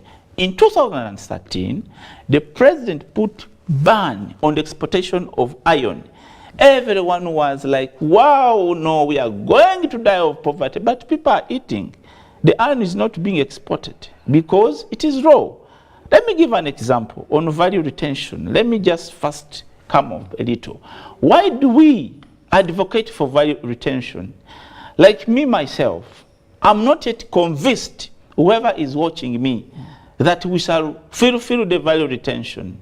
Number one, we did plan very well in how these things would move straight forward. Whoever is watching me, maybe from the Ministry of Energy, the iron and steel industry would have come first before even the oil and gas is executed.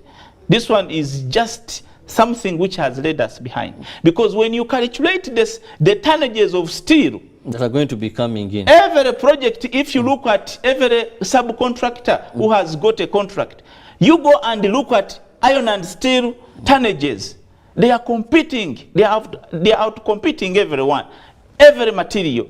Meaning that if we had iron and steel from Muko, Rubanda, Kabale, maybe the factory is in Ntungamo, where they had offered land for the furnace, we would be sure that we are going to have the value of our oil and gas in millions of dollars remain in this country.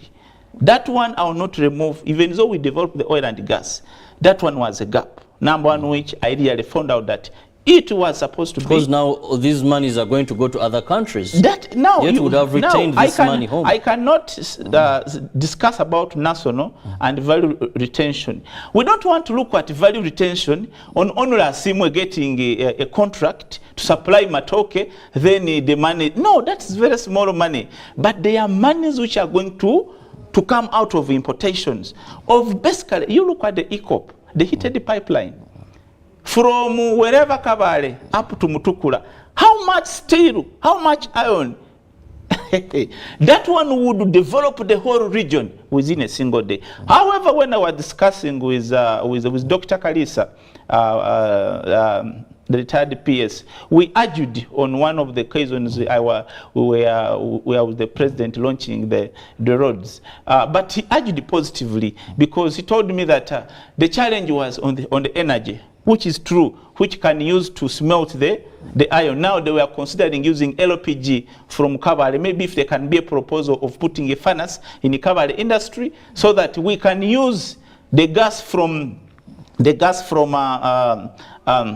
mining, then we hit the iron. But I would still say that there is a policy of bioenergy 2018 and the Act 20, it has been dormant up to now. We have what called biofuel energies. You look at Netherlands, look at Brazil. They have succeeded in producing the energy which can be used to smelt iron. That one to me, I wouldn't go it 100%. But I would think that even though you argue me and tell me that the feedstock which is going to be used in generating the bioenergy is going to compete with the agricultural products, that one still I would say no. There should be a feasibility study because people right now have sugar canes. They have everywhere. Everywhere they have sugar cane and they are producing the sugar, but still people can feed it. Now, engineer, to get you away from those a bit technical terms for the engineers, let me now go to things, break them smoother to my viewer here.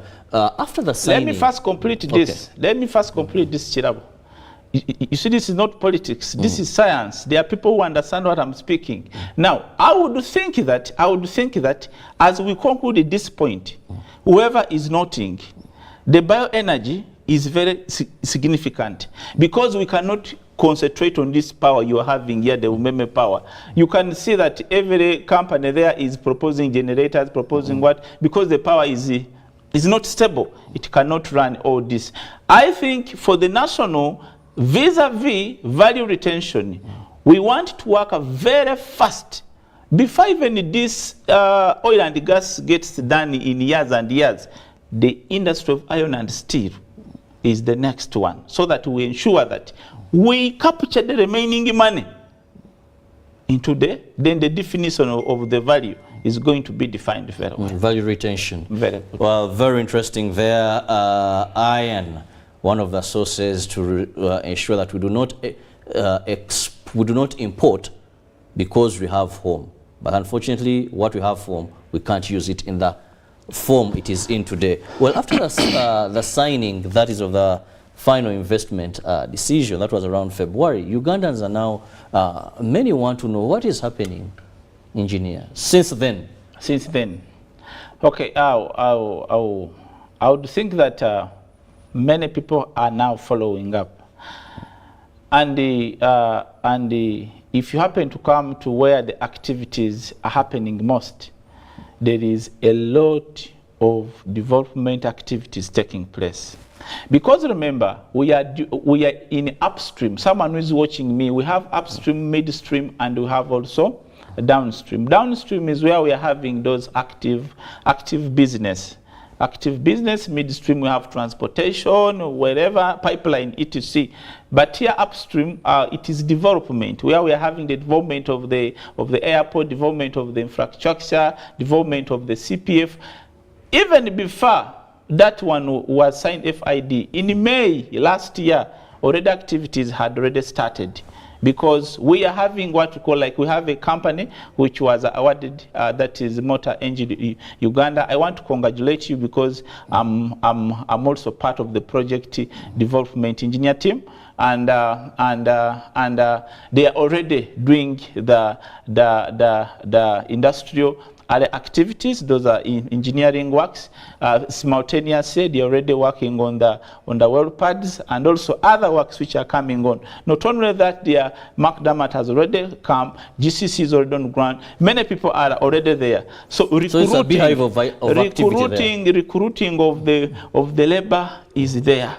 Okay, not casual, we call them general workers. So there are some words which we should avoid in oil and gas. Casual labor come here, no, is a general worker. So we don't use those words that I normally find somewhere people using. We have casuals. No, we have general workers, we have expatriates, we have everyone. But what I would talk about so much here, as much activities are trying to move on under the topic of national content, there is a challenge of the technology transfer.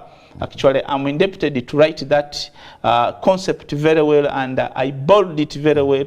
I take it to the PS, I take to the president, What do you mean by technology transfer? There is a gap where that these Africans, so much they are participating, but some of them they underused. Technology transfer is like if I come from UK and I know how to do things, to design, to do whatever, because I have a lot of experience.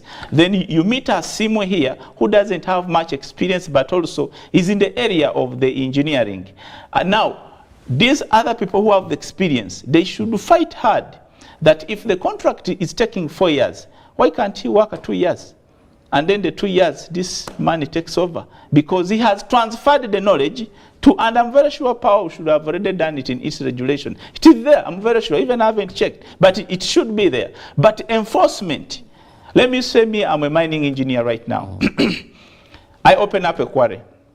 I have engineers from wherever who have come to design, to do whatever. So there is no need to push me away. There is a need to call me and say that you are in this field, yes, we are going to work together to ensure that. So by the time you leave benches, BAMs being designed very well, I don't want you to go and then tomorrow I destroy everything you have made. So I would think that the technology transfer, whoever is watching me, and the stakeholders, let us empower these young people. Let us empower this younger generation who are coming. Let them learn. If you come from there and I learn from you, you will be my father, you'll be my mentor. Even though you go back to UK, to France, to wherever, I will always refer. Are you fearing that maybe after some of these people's contracts expire and we think that the local people who have been empowered enough, we may have that gap, yet they have not been able to grasp? Automatically, because I'm very sure is that Ugandans are very bright, only that they are not exposed to activities. Yes. We have the knowledge, but because we don't have those where we could practice them. But these expatriates, they had the chance to move in Malawi, Mozambique, everywhere, Angola, everywhere, they have those activities. No, it is this our time we have. It is this our time. Like me, I develop projects. I know what to do. But whenever I meet someone like an engineer, I want to share ideas with him so that I learn something from him. Then when I come and ask you to learn something from, welcome me. Welcome me in a good heart. Don't think that when you give me the ideas, I will take over your opportunity. And maybe your work permits have not been maybe renewed for the next time. No, we need to have that kind of the smooth way. And even there should be accountability of the commitments. And say that when we came in 2012, these members, Asimwe, Kirabo, Joseph, they were at this. But right now we have trained them. They can even run a machine without us. That commitment, accountability, it will be very important to have that national content and value retention. We shouldn't just look at money, because if I empower like a younger man, Julius here from Makerere, I teach him, I show him what to do exactly. Then tomorrow I'm very sure this guy can go to Mozambique and grasp a contract. I don't want us to be trained to stay in Uganda. I want us to be trained also to move like them the way they are moving. Because when they're in Uganda here, they're not looking at Uganda only. They're looking at Congo. They're looking at Zaire. They're looking at Malawi, Angola. Of countries, yes. Can Ugandans, can a company which has been empowered from Uganda, in the next phase, can it manage to go and bid in Kenya? Can it manage to go to Angola? Even can we go even to those white countries and we compete? That's what for me I would term as national content vis-a-vis value retention, but not supplying muogo, supplying cassava, supplying what. For me, to that one, I'm not there.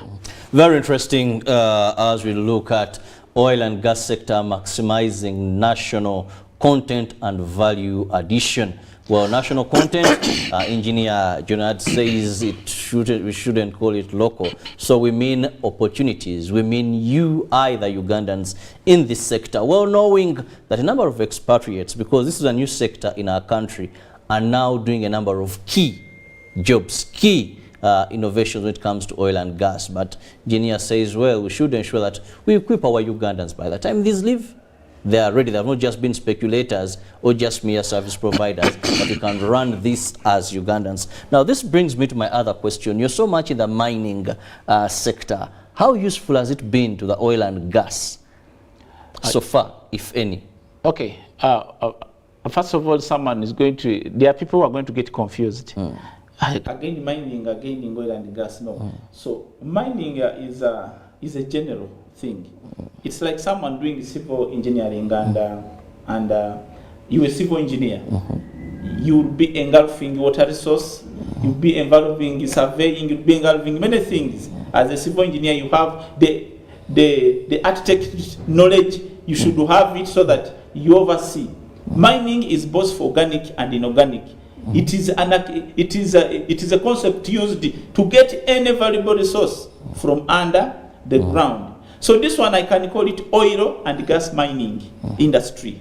That is now the technical term, oil and gas mining. Whatever you are seeing, the petroleum geoscience, whatever, that one is inter-processes inside there. Reservoirs, knowing how you use carbon dioxide to do this, to remove this, how do we use the oil part. That is just the start of downstream. Please reduce on the science. Midstream and whatever to reduce. But now when you go to mining, it is already in practice. But maybe basically, when I narrow to the question you have asked, I would think that the DGSM, that is the Directorate of Geological Survey and Mines, they have tried to shy away from PEPD. You know, we have Petroleum, Oil and Gas Department, we have also the DGSM, the minerals. These people are brothers. Because like now in this project in Bulisa, me and my team, we are already opening up a very standard quarry which would be the best in the whole Uganda, I'm telling you. Because I know what I need. A quarry can take even 120 years when you have planned it very well with best blast designs. Not everywhere you want a material you blast, like whatever had been done in Chirembe those last decades of blasting the stops. But I thank the minister and the team. I think now they are innovating the Kilembe mines, which had already contributed to the GDP during those means of what is time. So I would think that whatever is going to happen right now, it needs clear vision. Talking about clear vision, whatever is going to happen right now, we are still looking at the oil and gas sector.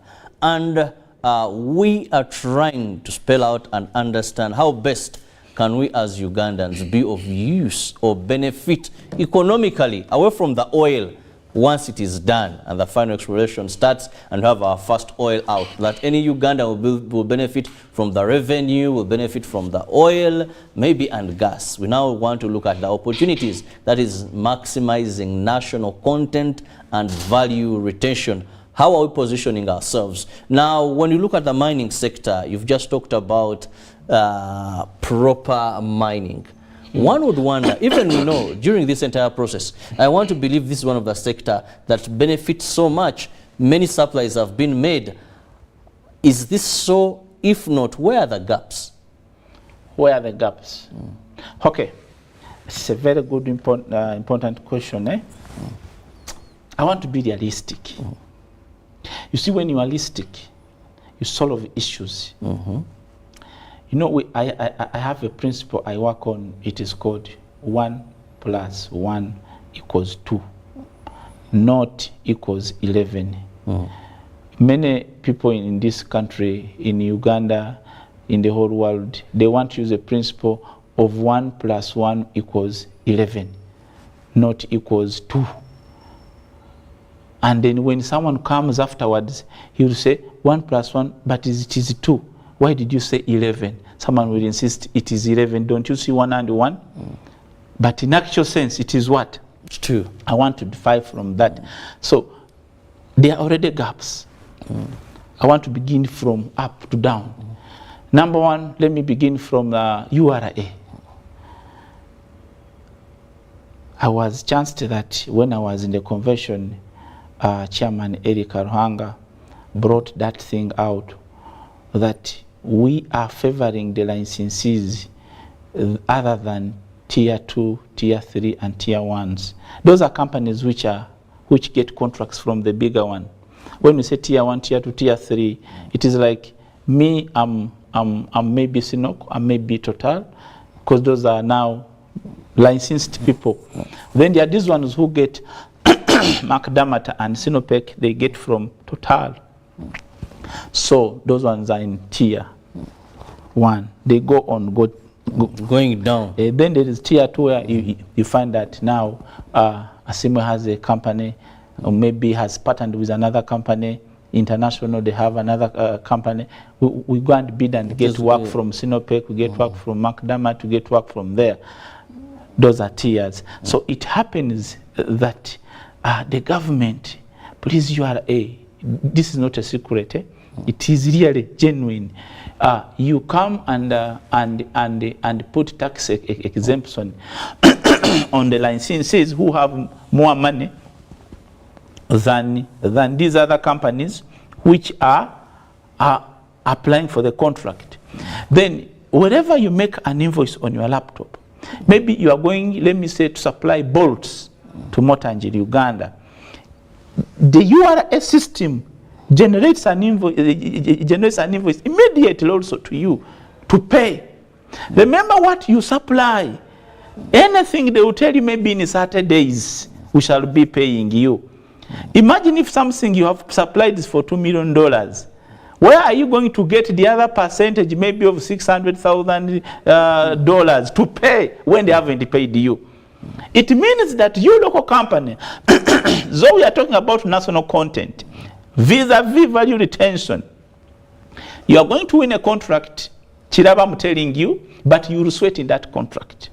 So me, I would ask the government, vis-a-vis URA, we have done very good work, but can we go to practicability?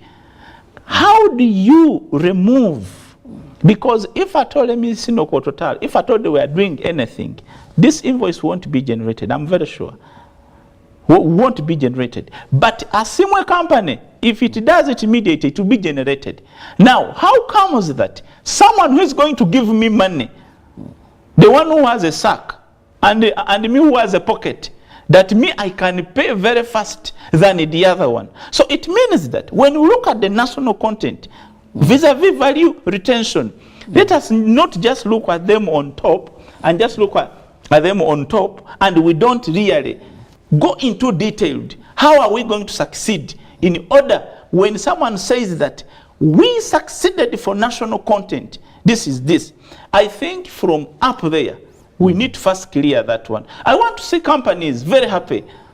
Someone, you cannot be told, maybe I'm going to import equipment. Worth, let me say, worth $80 million. Then an invoice comes in of $2 million.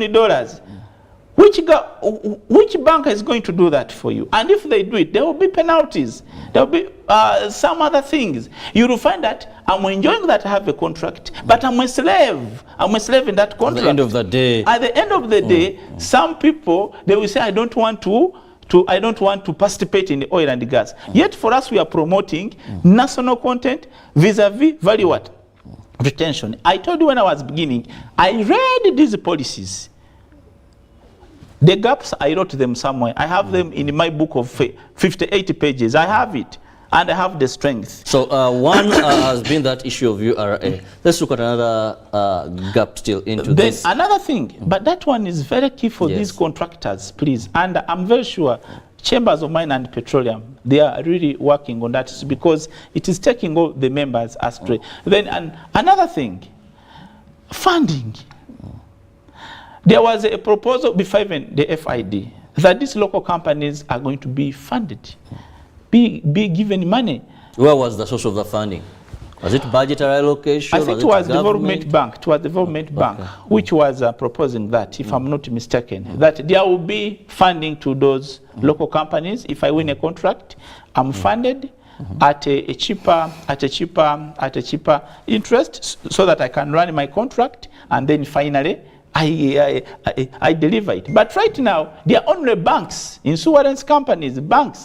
But banks, I'm sorry, you bankers, but a bank will never be your friend when it is demanding you. It is your friend when it is persuading you to come and take the what? The loan.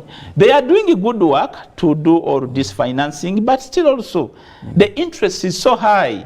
You find that you are taking back the whole profits. You are participating in something. I've ever seen someone running when he is not leaving the position. And then he ends up becoming the last. That's what the scenario we are ending in up. High interest for those local companies. Yes. So I would think that let that proposal, power police, the Petroleum Authority of Uganda, you are the regulators, and also we have the UNOC and PEPD, the ministry, please, the Ministry of Energy and the Petroleum Sector Department. Let us look at this. How can we really ensure that national content value retention is properly interpreted? You know me, I dislike this PowerPoint presentation where people just say, this would be done like this. No, I want practical. Can we come and hear an announcement and say that URA has announced this over this? Here they have put this fund, such a kind of practical things. They will be solving the value what? Retention things. Then another thing is transparency. Transparency. What is it lacking in this? Because everything seems to be very clear. The procurements of Uganda, I don't know which syllabus they learn.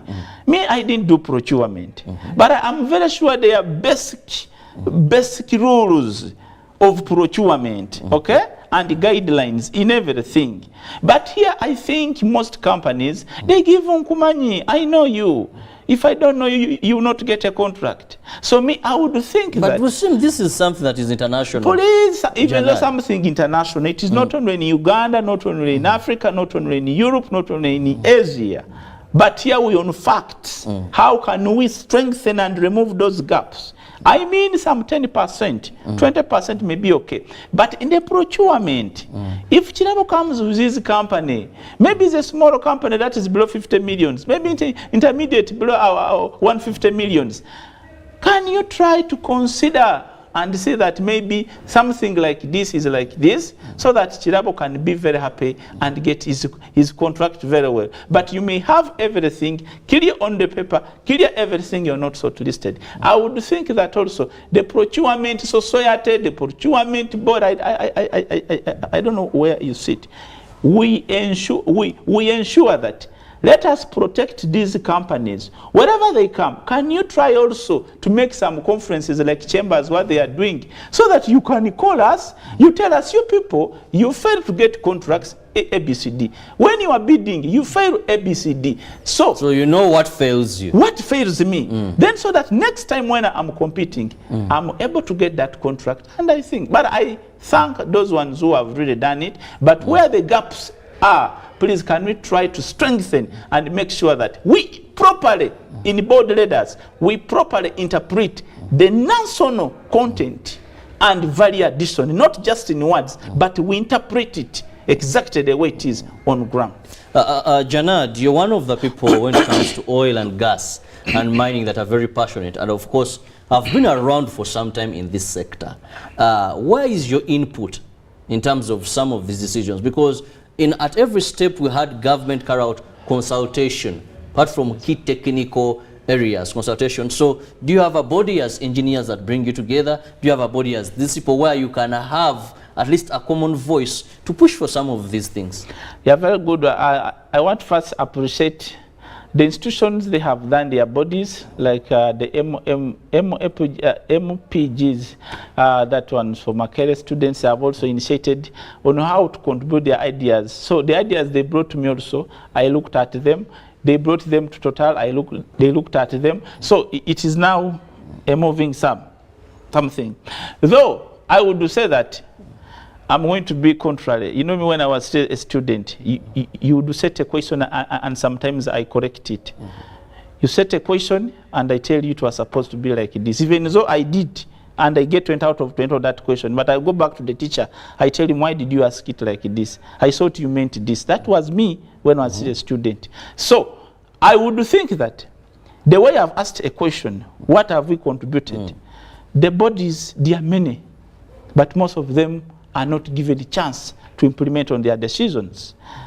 I would give a chance that, like, if we have the Petroleum Authority or the Mining Society, if you are seeking to meet the president over some stuff, there will be people there to stop you. If you want to meet this one, there will be people to stop you. Someone is going to read your paper and see genuine reasons, and then he will put a stop on you. You never go there. So me, I would think that I don't want to speak about the bodies, because the bodies will be made, people will take tea.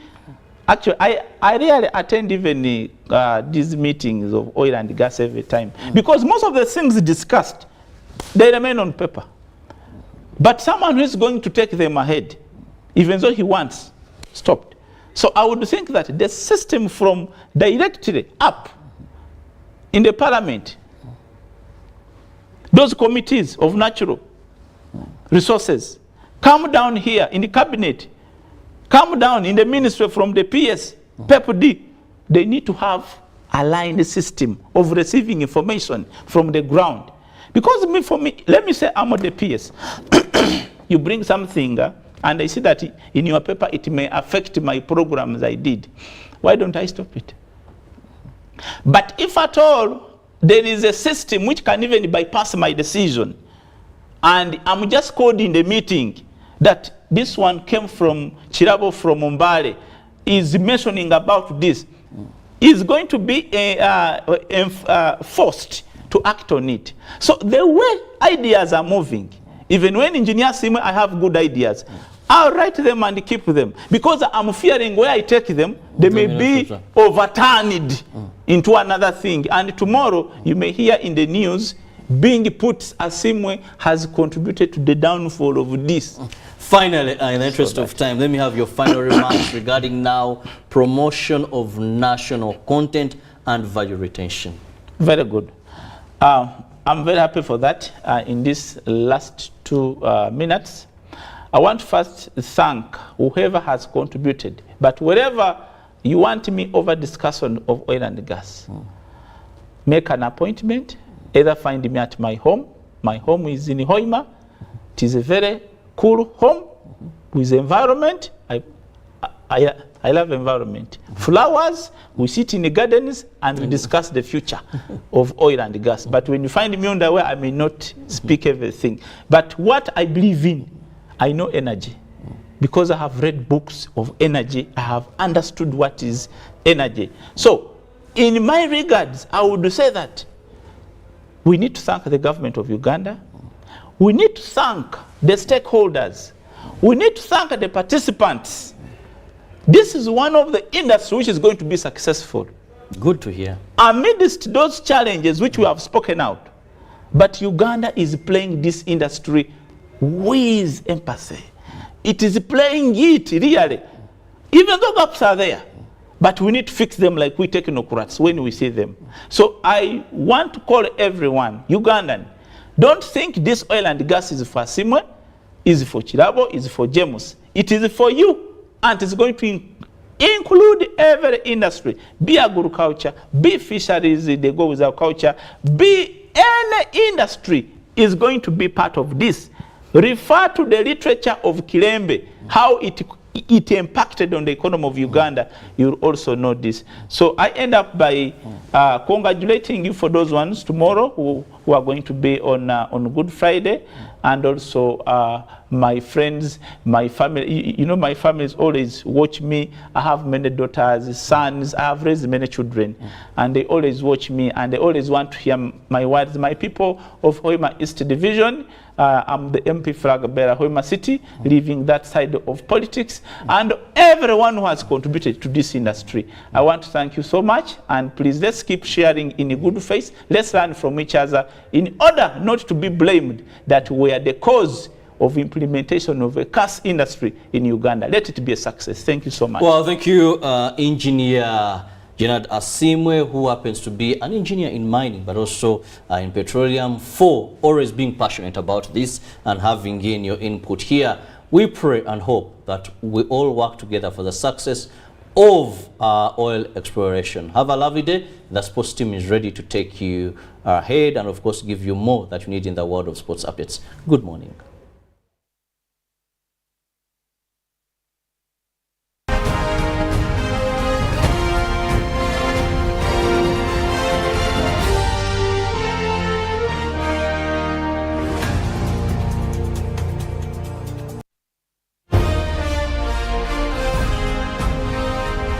Live from UBC Studios in Kampala. This is Good Morning Uganda. Pick of the day on UBC, brought to you by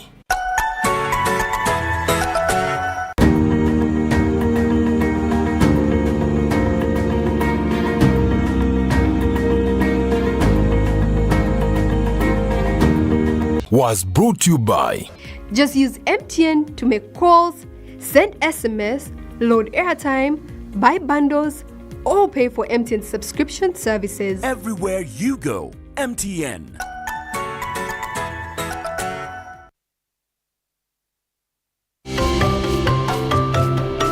Total Energies has undertaken a number of initiatives aimed at ensuring that Ugandan entities and citizens are adequately equipped to participate in the oil and gas sector. In 2012, we started working with the Total E&P until 2019, where we worked on the replacement houses, and we delivered 30 houses for the people who were being relocated.